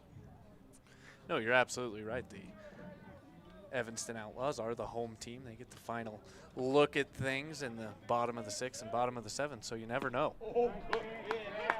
Good pitch by Jagger Mitchell. Finds the zone. Giving Sutton Evanston to cheer about like he's done all year. 0-2 count.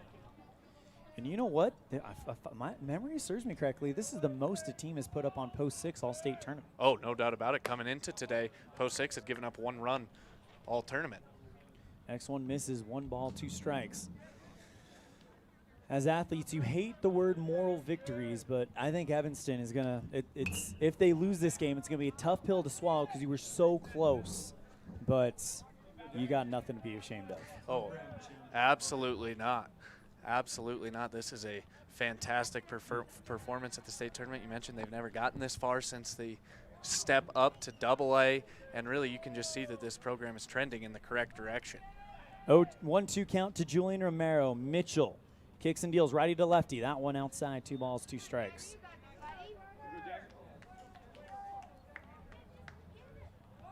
Looking at the names on the Outlaws, the seniors, Jagger Mitchell, Gus Allred, Clayton Moyles, Kason Smith, as Jagger finds the top corner for a first batter strikeout.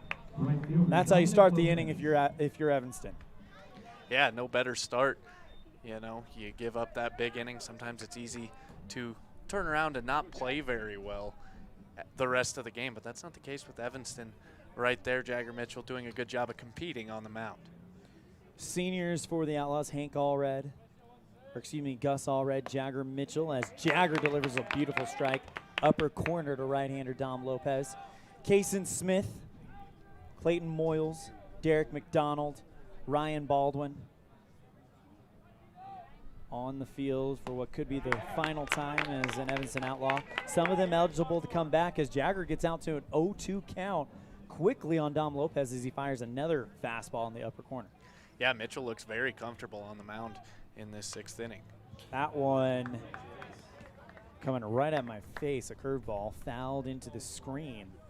0-2 count. Mitchell, empty base paths for the first time in his appearance, and now starting to feel very, very good about where he's at. The 0-2. That one tapped foul into the screen. It'll hold 0-2. Yeah, those last 2 pitches, Dom Lopez just barely able to get the bat on him. And we'll see if Jagger Mitchell can do the same thing he did to Julian Romero on this pitch. 0-2 count. Swing and a miss for strikeout. Number 2 out, number 2. And now you got Coulter McAnally coming up. Shortstop, Coulter McAnally has had not a McAnally-like day at the plate so far. He's only 2 for 4. He's only 2 for 4, and they're only singles. So what the heck is Coulter McAnally doing? Jagger would love to strike out the side.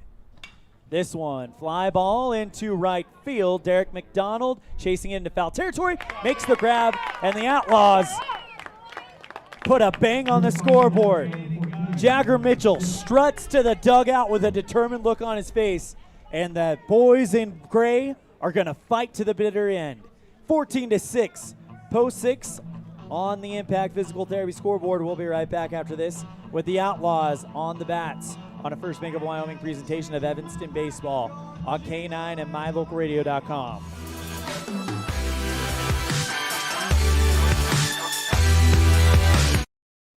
Folks have many reasons to visit Casper, Wyoming every year, whether it's work, high school sports and activities, a romantic getaway, or business meetings. The best place to stay when you're in Casper is the Come On In Hotel and Suites. A beautiful log hotel offers 5 hot tubs, a pool, fitness center, and a fabulous indoor atrium. You can also reserve meeting rooms for your next event, and each stay includes an extended continental breakfast. Reserve your rooms today at the Come On In Hotel and Suites in Casper, Wyoming. Call 307-472-6300. Evanston Regional Hospital is an affiliate of the University of Utah Health. Our partnership builds on a long tradition of collaboration between Evanston Regional Hospital and University of Utah Health.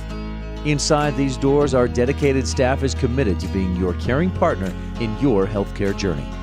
Whether you need an MRI or surgery, are expecting a new baby, or you're having a heart attack, Evanston Regional Hospital is here to help. Evanston Regional Hospital. Healing begins here.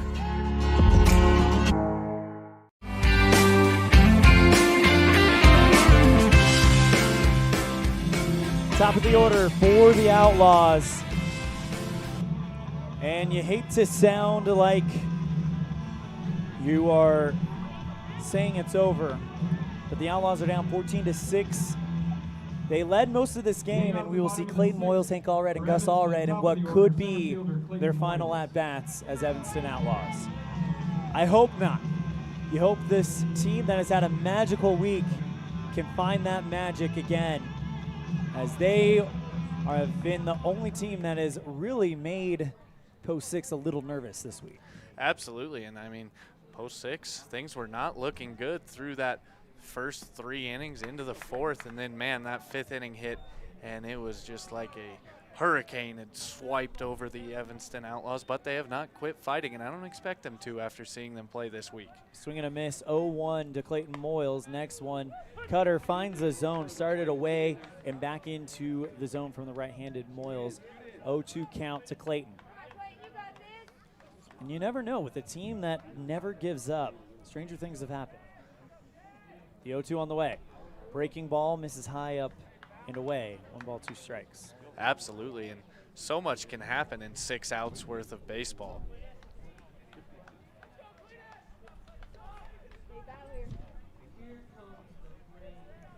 Clayton takes the 2-1, and it's 2 balls, 2 strikes.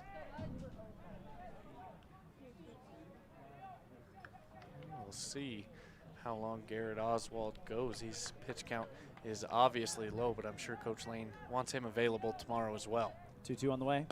That one down low, full count. And Evanston trying to get that leadoff man on again. It was the first 1-2-3 inning in quite a while for the Outlaws at the bottom of the order against Garrett Oswald in the bottom of the 5th. Moyles, though, trying to get on any way he can. Pitch down low in the dirt. Leadoff walk for Clayton Moyles. He does his job. Absolutely, that's a really good at-bat against Garrett Oswald, and I think here comes the rain that we were hearing about just a little bit. It's not incredibly hard. I don't feel it at all, actually. No, I just see some spots down on the cement. Garrett Oswald delivers to Hank Allred, outside part of the zone. Nice fastball from the lefty. No balls, 1 strike.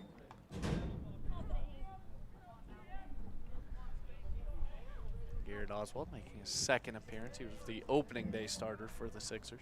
0-1 count. This one, a chopper at Coulter McAnally. He's got to run up to it to try to make a play. Throw to first. Beats Hank Allred by about 1.5 steps. And it's 1 down, but the runner moves over. Evanston going to try to put more up on that board. Show that they can't count them out yet. Absolutely not. Gus Allred and Jagger Mitchell due up with that leadoff walk to Moyles. So anything can happen when the meat of this Evanston Outlaw order is due up. Pitch to Gus. Cutter from the lefty to the lefty. Finds the away down low corner. 0-1 count. Gus Allred has had some really good at-bats today. Had the long 10-pitch at-bat way back in the 1st inning. Next one way inside to Gus. Had to do the shimmy to move out of the way. 1 ball, 1 strike. Yeah, that one almost got Gus Allred on the front side as it was coming in from Oswald. Oswald can get a little bit wild at times. Gus etched his name into outlaw history as he will swing and a miss at strike 2.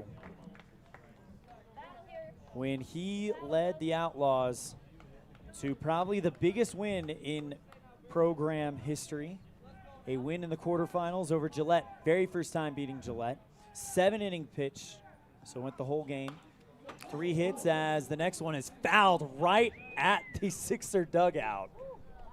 Whew, that was hot. And Ty Lane puts a thumbs up, says we're good.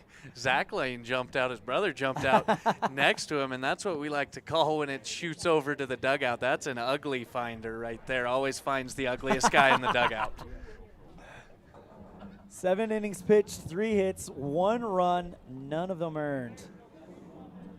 8 strikeouts, 3 walks, and the Outlaws found their way to the semifinal because of it. 1-2 count to all red. Runner in scoring position, that's Clayton Moyles. He's on second. 1 down. By the way, I hope Zach Lane doesn't re-watch this Oh, because he'll be mad at me if he finds out I called him ugly. 1-2, way inside. All red moves his shoulders out of the way. 2 balls, 2 strikes to Gus. Very smart ball player, very patient batter, as we've seen multiple times today. Knows how to make pitchers dig deep to get him out. 2-2 count to Gus. This one ripped down the third base line, foul. Boy, and Allred's missed extra bases just a couple times in this game by a few feet down that left field line. That was a really well hit ball by Gus Allred, and I'm really impressed with him. He really will take it anywhere on the field. He doesn't just hit it one direction. He does a good job of using the whole field. Notice how McAnally's back in left field again. 2 balls, 2 strikes. Infield not putting on the shift because they don't know where he's going to go, as he'll chop this one down the first base line, foul. And Gus Allred taking the pitch count of Garrett Oswald back up. Yeah, absolutely. According to Post 6's Game Changer, which is not official, he's at that 20 pitch mark. So if he's going to stay under 30, he won't have a ton left. Unless he goes into a unusual double play, he'll have to face Jagger Mitchell. Absolutely. 2-2 on the way. Runner goes for third. This one fouled back to the Post 6 dugout. Gus Allred might have a problem with him. Yeah, well, I can't blame him. There's a lot of ugly guys in that dugout. And that one, I think, went and found Zach Lane again. He switched to the other side of the dugout. Yeah. Well, he's a ball magnet.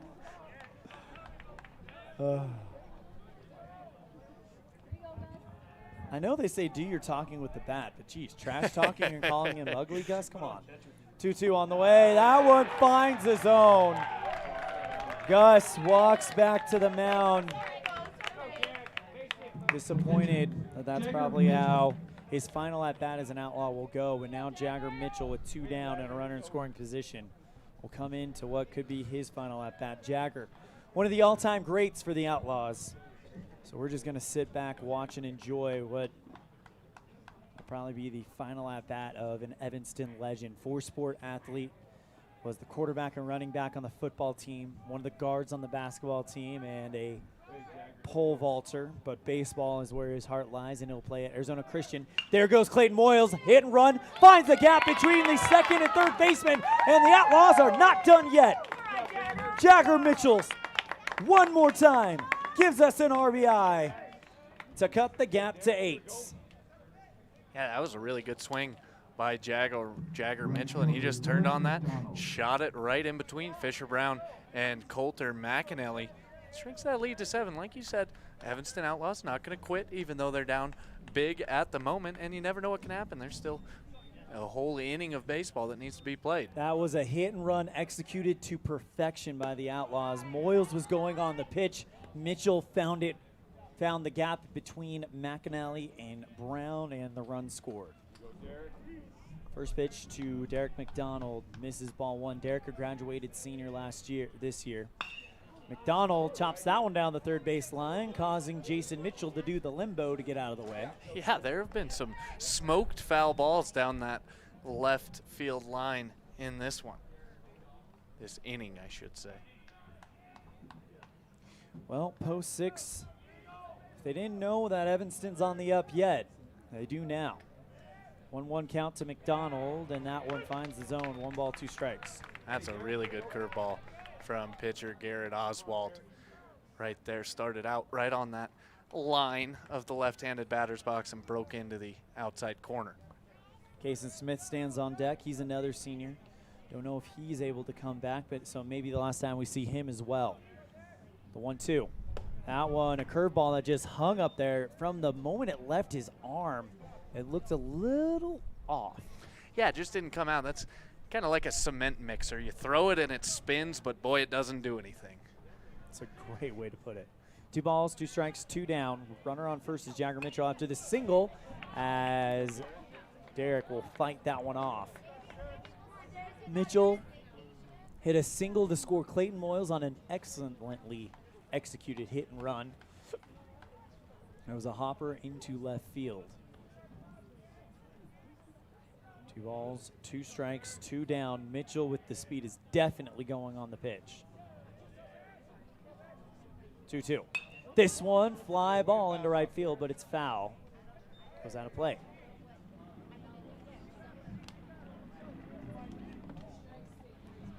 Two balls, 2 strikes. To McDonald, Kason Smith on deck, Ryan Baldwin in the hole. Fire needs some new baseballs. The Outlaws have been hitting some foul balls, and they ran him dry. And you got to think, Oswald's pitch count has got to be over 30 now, so he's out for the championship. We'll see. 29, so he's about to throw pitch number 30.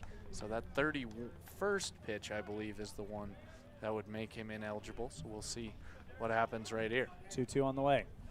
This one right up the center. It's another base hit.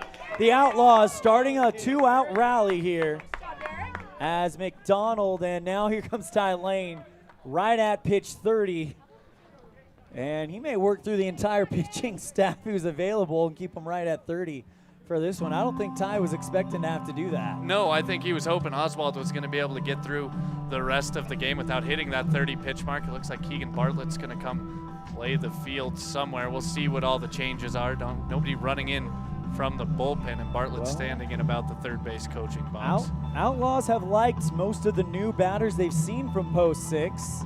2 down, runner in scoring position, already 1 in the inning. And nope, they're gonna leave Oswald. I think that was a question of, hey, you go one more, you're not available. What do you think about that? And Garrett, I think, says I'm good with it. I think that says a lot about Garrett as a teammate, not being selfish. He knows the pitching staff and the pitchers that are available tomorrow for post 6, and he's putting his faith into those guys, saying, I think they can get it done without me. Let me finish this game off. And Garrett, very mature move. He is the college returner. He's in his 5th year coming back from college. He was a college freshman this year, and that's a very mature move from Garrett Oswald. First pitch to Smith, nearly got a piece of him. Ball 1, 2 down, and the Outlaws. 2 quick outs, and then Clayton Moyles got a walk. Jagger with an RBI single. It's Mitchell at second, so a base hit would score him. Pitch to Smith, finds his own. 1 ball, 1 strike. Beautiful pitch by Garrett Oswald. Yeah, and I would presume that now that means Garrett Oswald, as long as he's under that 105 mark, depending on how Evanston gets after him, he'll be in the game for the rest of the way. 1-1, down low and away. Good snag. You know, we need to talk more about Hayden Swain. He let the one get by, but ever since then, he's been perfect. Absolutely. He's been really good. And this is really his first year full time as a catcher. He caught a little bit last year at the A and B level, but really, this has been his first year getting a lot of reps behind the dish, and he's done a great job. Smith swings and misses at a fastball. 2 balls, 2 strikes, 2 down. As the rain lightly begins to fall from the sky in Laramie. 2-2 on the way. Smith swings out one inside, slams the bat down on the plate in frustration, and the inning is over. Outlaws get one across. They're not done yet. We'll go to the 7th inning. Outlaws will have the final at-bat of the game. They trail by 7 on a First Bank of Wyoming presentation of Outlaw Baseball on K9 and MyLocalRadio.com.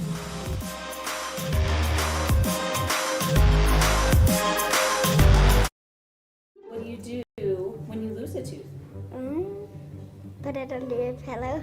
Under my pillow. Like a treasure chest so you could put it in. Why do you do that? Because then the tooth fairy comes for the tooth fairy, so the tooth fairy can come get them. And then what happens? I get money. We may not be the tooth fairy, but we can still take care of your teeth. Bear River Dental in Evanston. As your local Ricoh, Toshiba, and Sharp dealer, Mountain West Business Solutions represents quality office equipment that lasts. We work with each client to understand your workflow, your goals, and your bottom line. Whether you lease or purchase office equipment, we have many ways to work with you to provide the best products at the best value. We also service and provide supplies for HP printers. Call Mountain West Business Solutions today. Let us help you find the best solutions for you and your business.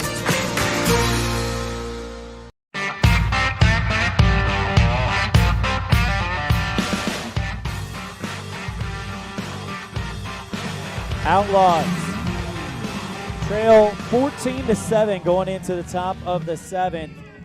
And you know what? If it wasn't for one nightmarish inning, the top of the 5th, 10 runs coming for post 6. If it wasn't for that, Evanston would have a pretty commanding lead coming into the 7th inning. But what if it's in butts or candy and nuts or however coulda, woulda, shoulda. However the saying goes, post 6 are on top 14-7. But you know what?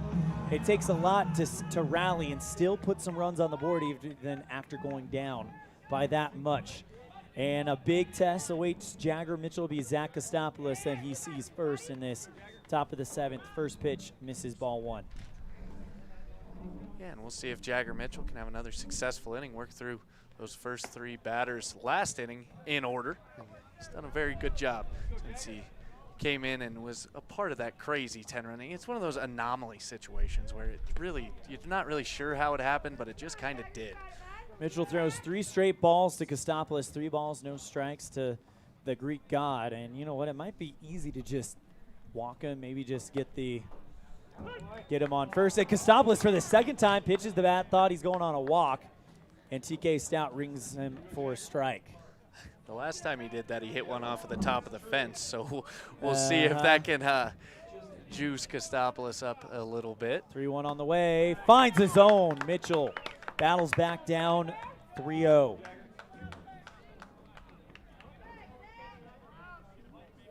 Mitchell, the senior, playing in what could be his final outlaw game. 3-2. This one popped up high, and that is going up a mile and out of play. Yeah, that's I think that's the highest foul ball we've seen all week. That's a major league pop fly from Kostopoulos there. That thing was way up there. And we'll have another payoff pitch between Kostopoulos and Mitchell, 2 of the best players in the state, as you mentioned earlier in this broadcast. Full count offering. Swing and a miss. Jagger gets Kostopoulos to go. And I think Zach can't believe it because he just swings the bat again in frustration. And Evanston off to a good start in this inning. Yeah, and Jagger Mitchell doing a very good job of competing on the mound after that big inning. It's easy to hang your head and give up a bunch of runs. He's not doing that. I think Evanston believes they can put 7 up if they have, if everything goes right, but they have to get outs on this one.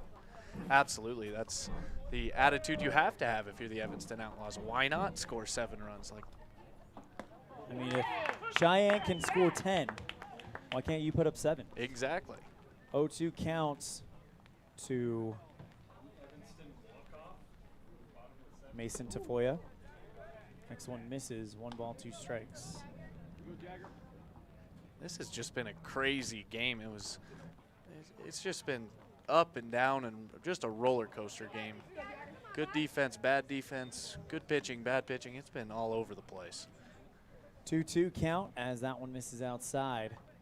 Mitchell sets and deals. That one fouled, and it'll hold at the ballerina count, 2-2. Yeah, that's just a one where Tafoya just kind of chucked his bat at it and was hoping it hit it so he could see another 2-2 pitch. You can catch the 2021 AA State Championship tomorrow on mylocalradio.com as that one bounces into the stands. 2 balls, 2 strikes. Ryan Chamberlain. Did Ryan Chamberlain just step, or did David Settle just step on Ryan Chamberlain's pitching arm? As that one. That's the one we've been That's waiting the one for. That almost got to us. Put a dent in the Union broadcast booth, I think. Man, I'm glad my camera is right there. 2-2 count. Mitchell misses up high, 3 balls, 2 strikes. Another payoff pitch for Mitchell. We saw that worked out for him earlier in this inning against Kostopoulos. 3-2 count. That one chopped down the third baseline foul. It'll hold. 3 balls, 2 strikes. Mason Tafoya on the day. 3-2 2 for 3. Full count offering the pitch. This one, fly ball into deep left field. Critchfield back to the fence, and that one drops. Tafoya headed for second. Critchfield will throw it back into the cutoff man, Jaden Schneider, the shortstop, and Tafoya with a 2-out double. Second baseman, Keldon Hastings. I'll bring up Keldon Hastings. Warning tracks, they're going to have to drag the warning track. There's been so much traffic. Evanston's 1 out away from getting to the bottom of the 7th, down by 7. Mitchell, ball behind his back. Sets at the belt. Kicks and deals. That one fouled into the chest protector of Hank Allred. No balls, 1 strikes. Hank Allred's done a good job behind the dish as well today. He really hasn't let much get by him. There hasn't been any free bases that he's let up, and he's kind of taken a beating back there a little bit. He's taken some tough pitches. Hank Allred will be a returner next year. Pitch, that one down low. 1 ball, 1 strike. Good job by Hank to keep it in front of him again. Yeah, I mean, if you're saying that there's only 3 seniors on this Evanston team. No, there's more than that, but when you look at the starters, the everyday starters, Jagger Mitchell, Clayton Moyles, Gus Allred are all graduated. Going throughout the lineup, 2-1 counts. Derek McDonald is graduated. Kason Smith is graduated. Ryan Baldwin is graduated. They're going to lose some talent, but some of that talent is eligible to come back. Mitchell, 2-1 on the way. There are only 3 full-time starters returning in Clayton Moyles, Gus Allred, and Jagger Mitchell at the beginning of the season. Okay, and if you can get some of those guys to come back, that can just change the complexion of your team if they decide to come and use that eligibility. And the Outlaws have a heck of a C team that made it to the state finals this year. Okay. So they've got a lot to look forward to. So as that one will be a 5-pitch walk to Keldon Hastings. That'll bring up Hayden Swain. But yeah, a lot of guys will come back.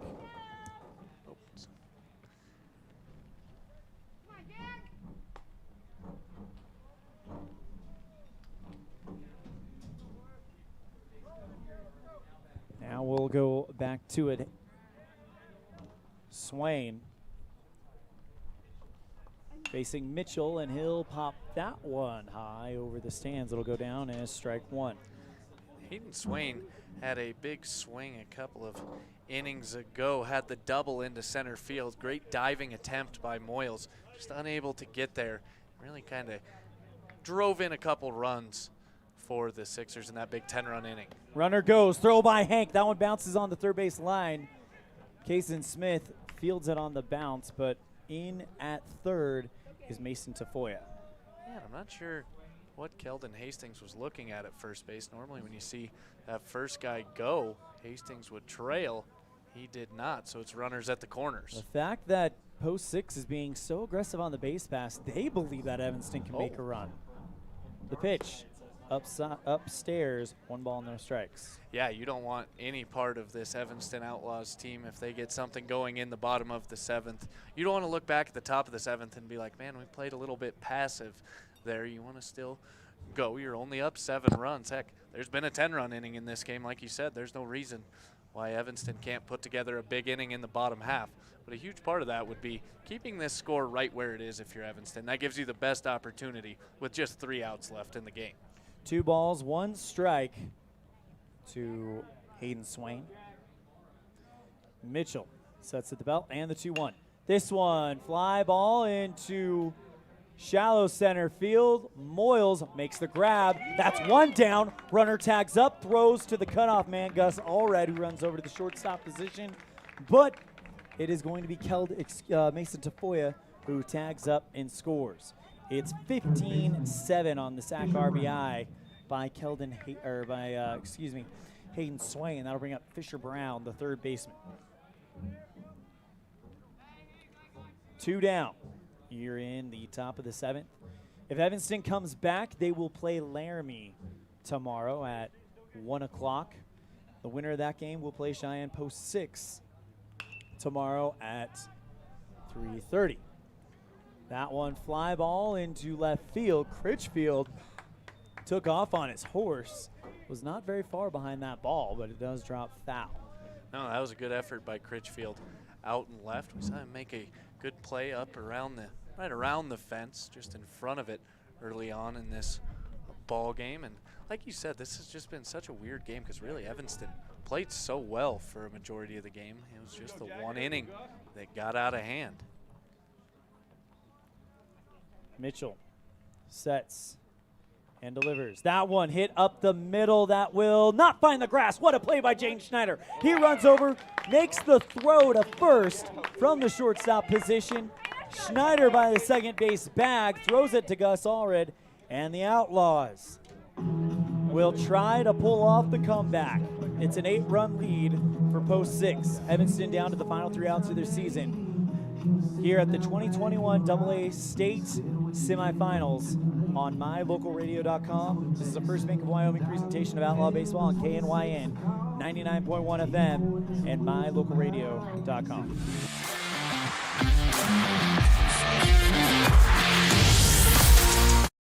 The big difference that sets Freeway Tire apart from other tire stores is the fact that we care. We care about the customer service we provide, we care about selling quality products at fair prices, and we care about your vehicle. So when you're looking for tires or having work done on your vehicle, everything from maintenance to major repairs, make sure you take it to the company that really cares. Freeway Tires on Bear River Drive in Evanston. Stop in today or schedule an appointment with us online at freewaytires.com.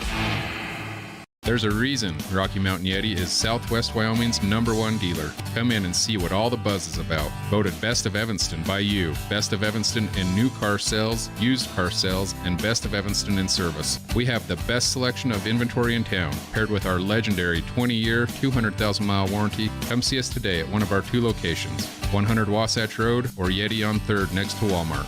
Let us help get you on your next adventure today. Rocky Mountain Yeti, legend driven.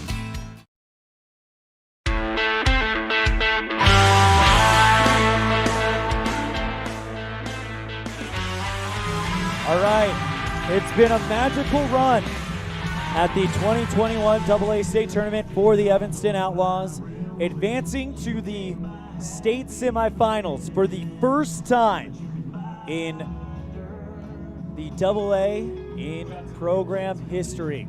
Caleb Gooding just went to the on-deck circle.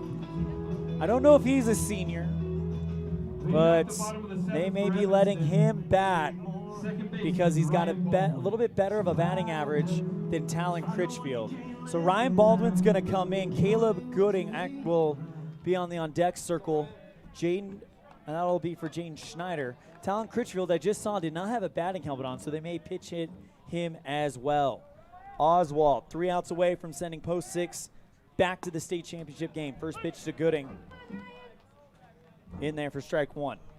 Such a big difference when you can win this undefeated game and have to be beaten twice tomorrow if you're Post 6. 0-1 to Baldwin. Thought about offering, but followed it down low. It's a ball. On 1 count, Oswald. Last night when Laramie and Cheyenne played, the big names were pulled out at this point. McNally, Stopoulos, they're all still there, so they are definitely taking this threat from the Outlaws seriously. As looking at how Evanston has played this game, it is not outside of the realm of possibility to see them put up a big inning on their own. No, absolutely not. Definitely can make the Sixers sweat. But if this score can hold, Post 6 has done a good job of setting up their pitching staff for tomorrow. 2 balls, 2 strikes to Baldwin. Chopped that one foul over the third base line. 2 balls, 2 strikes again. Caleb Gooding stands on deck. It'll be his first at-bat of the game. As the rain has begun to fall down. It's not a heavy rain, though. No, just kind of sprinkling at the moment. Probably feels pretty good on the field. 2-2 to Baldwin. That one down low, full count. This is how Evanston started the last inning, getting the leadoff man on via the walk. It was a full count walk as well. Can Baldwin make history repeat itself? And the pitch. That one outside. Baldwin works the walk. And the message from not just the Evanston Outlaws, but all the Evanston Red Devil teams is you can't count me out yet. Gooding will come in to the game to bat. Ashton Eldridge is going to come in for Talon Critchfield.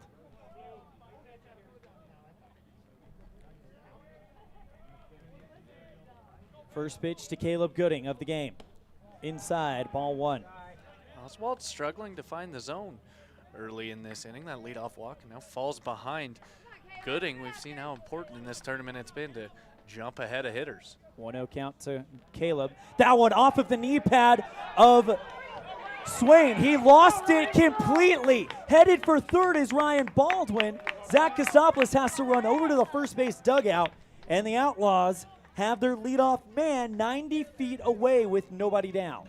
Yeah, that's one of those weird ones where if you're Swain, it hit him in the shin guard instead of the chest protector or glove, where you can find it a lot easier. When it hits you in the shin, you really have no feel for where that thing went. 2-0. Finds the inside lower corner for strike one. Good pitch by Oswald. Gooding still up 2-1. Evanston trails 15-7 as Gooding lace one foul over the right field line. 2 balls, 2 strikes to Caleb. Oswald trying to battle all the way back. He, of course, had that conversation with Thailand. He's one of the guys that won't be available tomorrow for the Sixers after his performance today. 2-2 count, inside part of the zone for strike 3 and out number 1.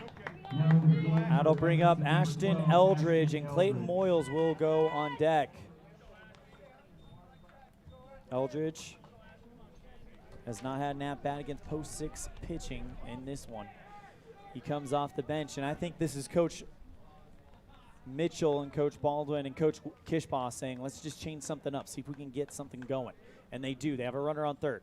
First pitch to Ashton, finds the inside lower corner, strike 1. Ryan Baldwin standing on third after drawing the leadoff walk, and then on a passed ball, made it from first to third. 0-1 count to Ashton. That one up high, and Swain loses the ball, but it falls in front of him. So he'll throw it back to Oswald. 1 ball, 1 strike. Keaton Swain, right after we complimented him, is starting to get a little shaky behind the dish. Has Haysway. The old announcer's jinx. 1-1 on the way. That one inside corner to the right-handed Eldridge. Nice cutter from the lefty, Garrett Oswald. 1 ball, 2 strikes. 1 down and a runner on third. The pitch. Inside part of the zone. And Eldridge goes down looking, and that'll turn it over to the top of the order. Evanston down to their final out, and it's Clayton Moyles. No one in the on-deck circle yet. Moyles is yet to have an at-bat where he's been out a single, a double, and 2 walks. So Moyles has had this Sixers pitching staff figured out. Hank Allred just emerged into the on-deck circle as that one goes above the head of Moyles. Here comes Baldwin, and the Outlaws will get at least 1 more. Gotta love the fight of this team. I think it hit the helmet of Moyles. Moyles isn't protesting, though, so. No, if you protest, that guy stays put at third base. You say, we'll take that run any way we can. That's true. That is true. But if Moyles is just going to step back in there. Clayton into the batter's box. 1 ball, no strikes to him. Moyles worked a walk to lead off the inning last time. This one fouled right at us. Woo! That one hit the window right over there. Thought I was going to have to, like, yeah, that was block the camera for a minute. close call. Thanks, Clayton. 1 ball, 1 strike to Clayton Moyles.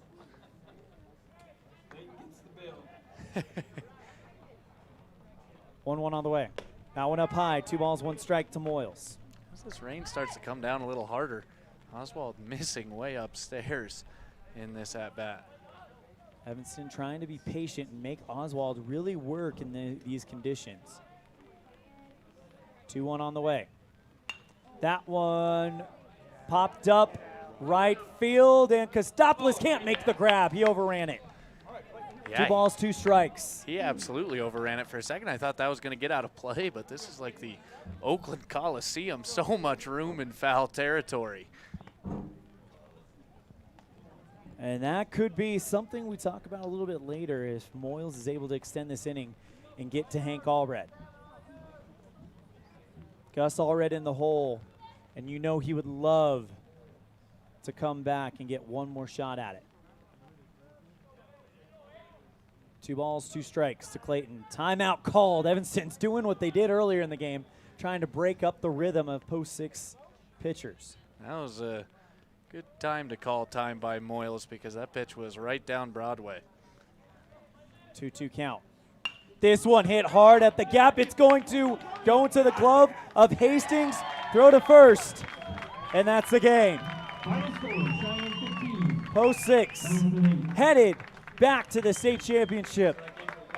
Evanston ends their season, but what a magical season it was in the memory of Braden McDonald. For the first time in program history, the Outlaws make it to the AA state semifinals. Handshakes between the Sixers and the Outlaws. It's a tough pill to swallow, but in a few days, these young men will be able to look back and be like, we did that. We made it further than any other Outlaw team had in AA before. Last year, they won the West for the first time and won on day 1 in state for the first time at AA. Now, they have made it to semifinals at AA for the first time. This team trending in the right direction and has a bright future. Your final score on the Impact Physical Therapy scoreboard, Cheyenne 15, Evanston 8. We'll be right back after this on a First Bank of Wyoming presentation of Outlaw Baseball on K9 and MyLocalRadio.com. We'll have our Jimmy John's Freaky Fast recap, as well as our Dr. McKay Franco Precision Play of the Game. This is the First Bank of Wyoming presentation of Outlaw Baseball on K9 and MyLocalRadio.com.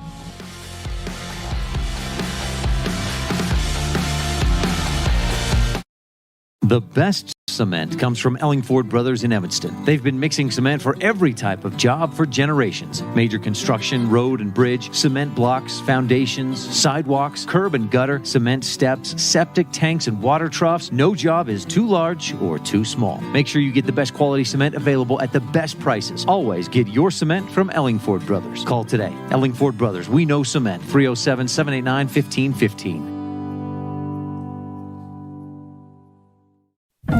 2 roads diverged in a wood, and I had just purchased new tires at Plains Tire in Evanston. The trained tire technicians at Plains Tire expertly mounted, balanced, and aligned my new tires, so I was feeling good. While I was there, they changed my oil, checked my brakes, fixed my AC, and made sure my shocks were in tip-top shape. And with their lifetime alignment checks and tire rotations, I was ready to roll. So, thanks to Plains Tire, when 2 roads diverged in a wood, I took the one less traveled. Plains Tire, 157 Pear River Drive, Evanston. Signage is a critical part of your business. It helps customers find your front door. Rocky Mountain Sign will provide you with expertly designed signs, LEDs, channel letters, as well as skillfully cut signage using wood, metal, plastic, and other mediums to help your customers find you with high-quality signage. Using the best technology, designs, and installation by Rocky Mountain Sign. Your signage says a lot about your business. Work with the professionals at Rocky Mountain Sign, 243 7th Street in Evanston, Wyoming.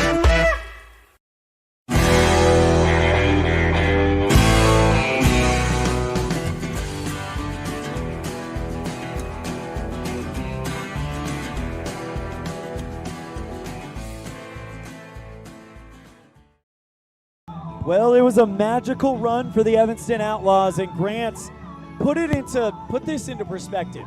What kind of team, what kind of lineup, what kind of pitchers did Evanston put 8 runs up against? You know, they really saw Post 6's A lineup, the pitching staff.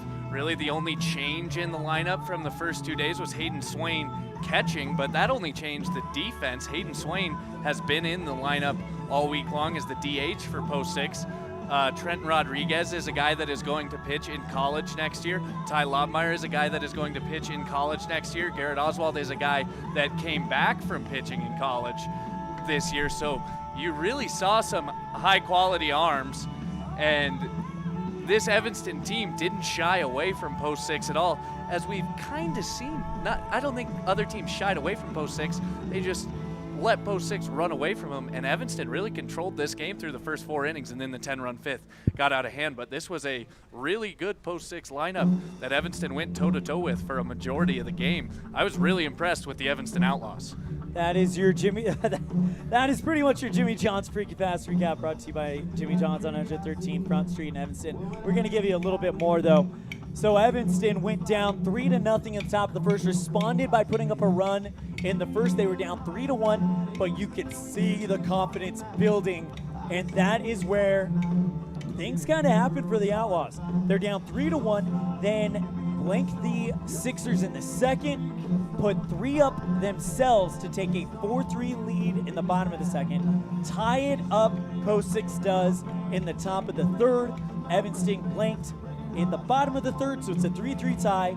They blank Post 6 in the top of the fourth and put 2 up on the bottom of the fourth. They're in a 6-4 lead, and then Post 6 has the one big inning that we've seen all tournament. It comes down to 1 inning that Post 6 gets. They put 10 runs up on that in that inning, and the Outlaws go down 14-6. Evanston, though, outscores them the rest of the way 2-1, putting up 2 runs. And you know what? Look at the numbers. 12 hits, 16 hits. Cheyenne does out-hit them, but man, you get double-digit hits against this team. You hate the term moral victories, but for a program that is in the middle of trying to become an elite program, this year was a step forward. Yesterday was a program-changing victory. Today, you found out you could play with the class of Wyoming. Absolutely, and that's exactly what they did. Like we said, it's been the one big inning for Post 6 in every single game they've had throughout this tournament. And the question coming into this game was Evanston going to be able to limit that inning? You know, we saw the 7-run inning against Laramie the night before, and that 5th inning just got out of hand. But you're completely right. Evanston really put a lot of teams in this state on notice, the Caspers of the world, the Cheyennes of the world, the Gillettes of the world, that we're not going anywhere. We're here to stay, and we're on the correct trajectory. And that's all you can ask for a program at the AA level that, as you mentioned, is building success. Every step, you just need to take a step forward every single season. If you can do that, you're going to have a successful program, and that's exactly what I see out of the Evanston Outlaws. Last year, the Outlaws went 1-2 at the state tournament, eliminated on day 3, but for the first time at the AA level, they won the West and won on day 1 for the first time at the AA level. This year, they were second in the West. A little bit of disappointment not being able to repeat that, but they made a run. They are in the semifinals, and they make it happen for them. Great season, boys. Kason Smith was unbelievable. 4 3/3 innings pitched, 1 strikeout, 2 walks, 10 hits, but a lot of those coming in that inning where it kind of fell apart. Kason Smith was wonderful. The offense, 12 hits. Clayton Moyles goes 2 for 3 with 3 runs scored. 1 for 4 with 1 run scored. 1 for 3 for Gus Allred with an RBI. 2 for 3 for Jagger Mitchell. A RBI for Bodie Wicks. 1 for 1 Derek McDonald. 2 for 4 with 1 run scored. 2 for 3 with 2 runs scored. 0 for 1 for Caleb Gooding in his 1 at bat, but it was a deep at bat. 1 for 2 for Talon Critchfield and a run scored. We just got a time change, however, on the championship game because of weather. What is it going to be, Grant Storbo? It is going to be at 11 a.m. tomorrow morning. That will be the championship game, and that is going to shift. So we may see some weather late in the day, so they're moving it forward, as I see Ty Lane walking up to us right now. Yeah, and we'll have him as part of our post-game show later on with Cullen Holt. Anyway, that's your Jimmy John's Freaky Fast Recap, brought to you by Jimmy John's on 113 Front Street in Evanston, where fast and fresh meat. Time for the final Dr. McKay Franco Precision Play of the game of the sports year of 2020-2021. And we're going to give it to Jagger Mitchell, his final at-bat of the season. He comes up. The game is not out of question, but it doesn't look good for the Outlaws. Mitchell, with Clayton Moyles on second, puts a ball in the gap between second and third. An executed hit and run that is well done. And the Outlaws get the run in. Jagger Mitchell with one more RBI in 2021 and what may be his final at-bat as an Evanston Outlaw.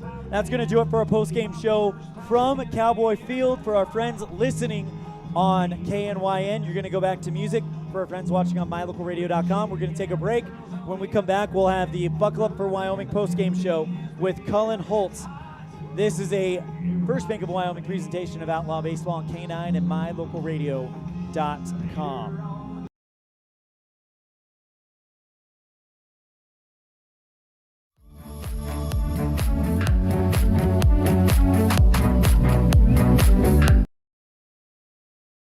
Wyoming is unique. When it comes to high school sports, we might travel 6 hours to a game, but when we get there, we know the other team, their parents, and the coaches. Wyoming is like one small town with really long streets. When your travels take you to Evanston, always stay with your friends at the Best Western Dunmar Inn. Clean, comfortable rooms, a restaurant serving healthy, delicious food, and breakfast is always included. If you're bringing the team or following the team, stay with us every time you're in Evanston. The Best Western Dunmar Inn.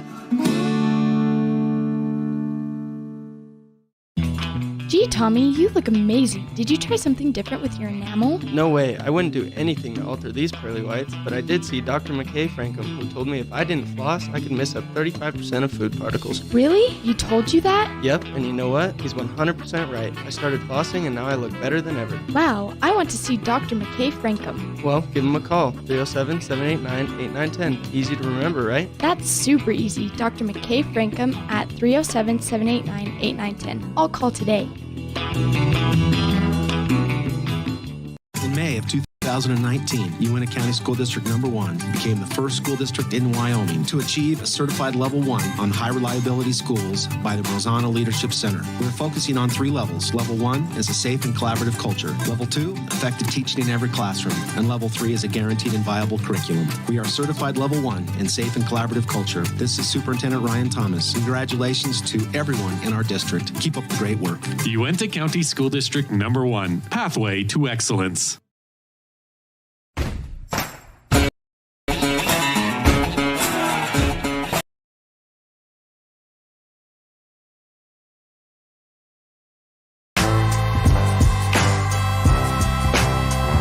Well, we know the matchups tomorrow on Championship Friday, as Laramie and Cheyenne are both going to play tomorrow. Cheyenne takes care of business against Evanston 15-8. The final score out there on that Impact Physical Therapy scoreboard. I'm Colin Holt, welcoming you inside the Buckle Up for Life Wyoming studios.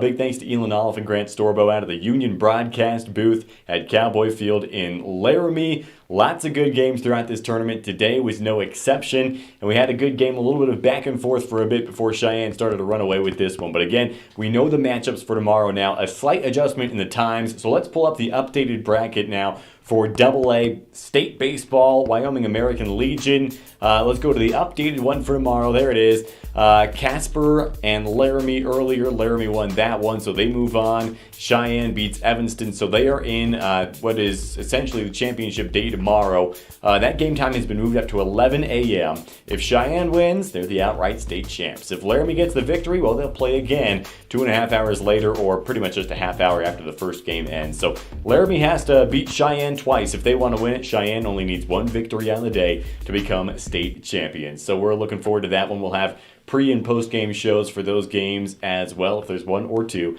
we'll be there from the Buckle Up for Life Wyoming studios as well. Let's go right to the highlights now. Cheyenne and Evanston. The underdogs, the unranked team, Evanston, battling their way out of losing the first day, out of the loser's bracket, to take on the favorites and the only team with no losses, on the tournament as well. We'll pick things up in the top of the opening frame as Cheyenne went to work early. Let's go to the highlights for the top of the first now.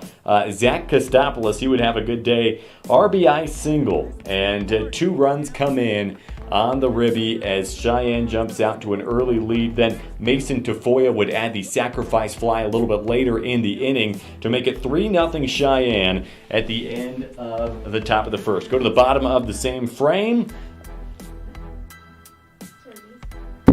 Bottom of the same frame, we will take a Jagger Mitchell sac fly for an RBI as well. Bottom of the second, Smith scores on a wild pitch. And Evanston started to crawl their way back into the game. This is the bottom of the second. Then Clayton Moyles, he's at the plate. He puts one into the outfield. That brings around 2 runs, and all of a sudden, Evanston in front against the favorites, 4-3 over Cheyenne in the bottom of the second, as the Outlaws are feeling pretty good, playing tough with this Cheyenne team that seemed unbeatable up to that point.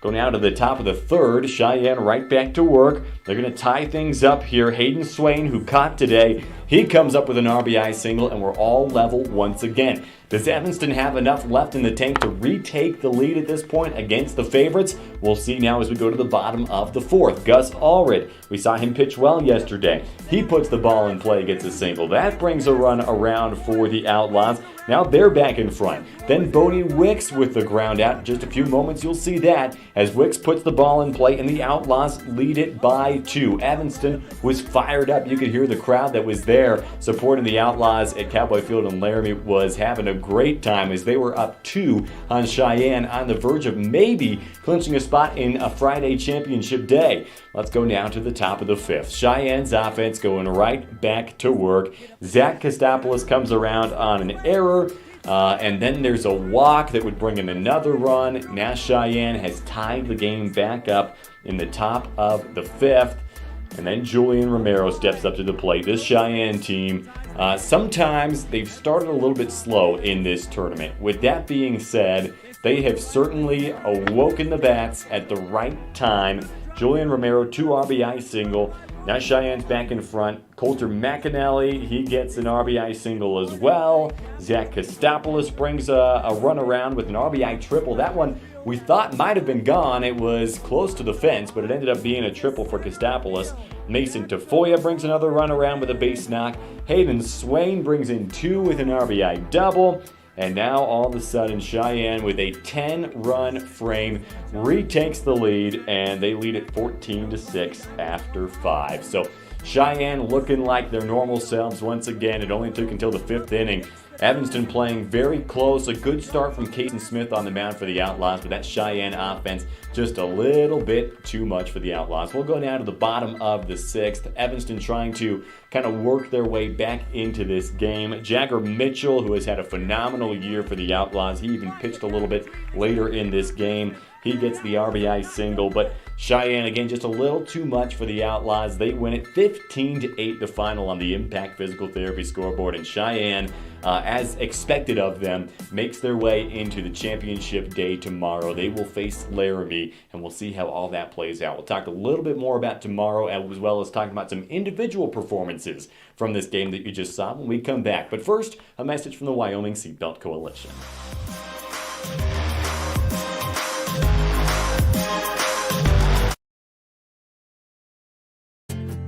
From one corner of the state to the other, over 82% of Wyomingites wear their seatbelts. And to the 18% who don't, we say, let's buckle up for life, Wyoming.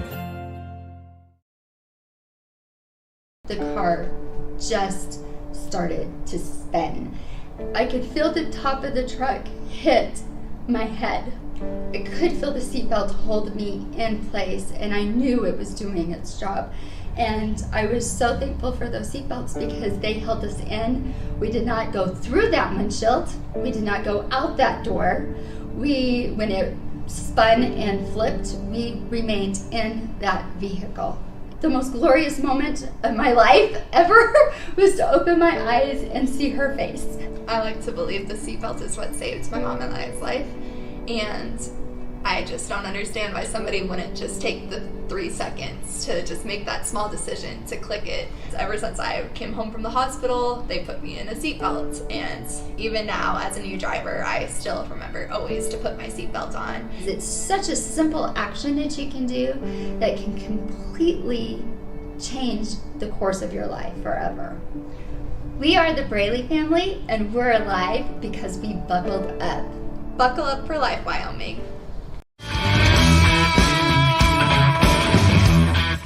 Cheyenne Post 6, are they good or what? Yeah, they definitely are. We've seen that throughout this tournament. They beat Evanston today 15-8. The final in that one, the second semifinal of the day. Laramie and Cheyenne are the only two teams standing. Let's pull up the updated bracket once again. Cheyenne, no losses. Laramie, 1 loss. That means Laramie would have to beat Cheyenne twice, and the Sixers only have to win 1 game tomorrow, whether that be at 11 a.m. or 1:30 p.m. to get the state championship here in Wyoming. Bunch of good individual performances today. We talked about Kason Smith on the mound for the Outlaws. Zach Kostopoulos, great season. Great tournament so far, and a great game today. Zach Kostopoulos, will read off his stats, and we roll the video for him.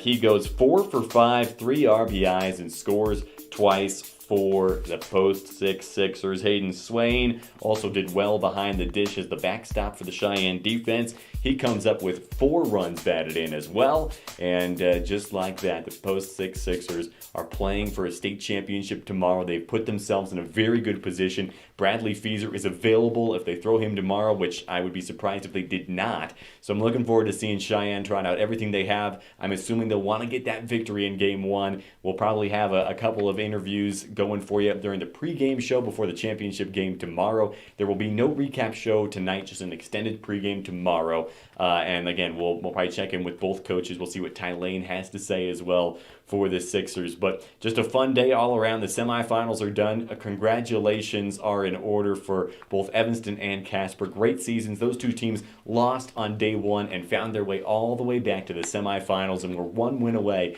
from playing for a state championship. So great seasons for both of them as well. But we've got Cheyenne Laramie tomorrow. I'm already excited. Unfortunately, we got to wait overnight before we get to see him. But with the game times being moved up, it will come even closer than we first expected. Again, final score from the game you just saw. Cheyenne beats Evanston 15-8. Laramie walks it off on Casper 5-4 earlier today, so they are in the championship day as well. Cheyenne, no losses. Laramie, 1 loss. We'll get you ready for it tomorrow right around 10:45, and we'll talk to you then from the Buckle Up for Life Wyoming studios.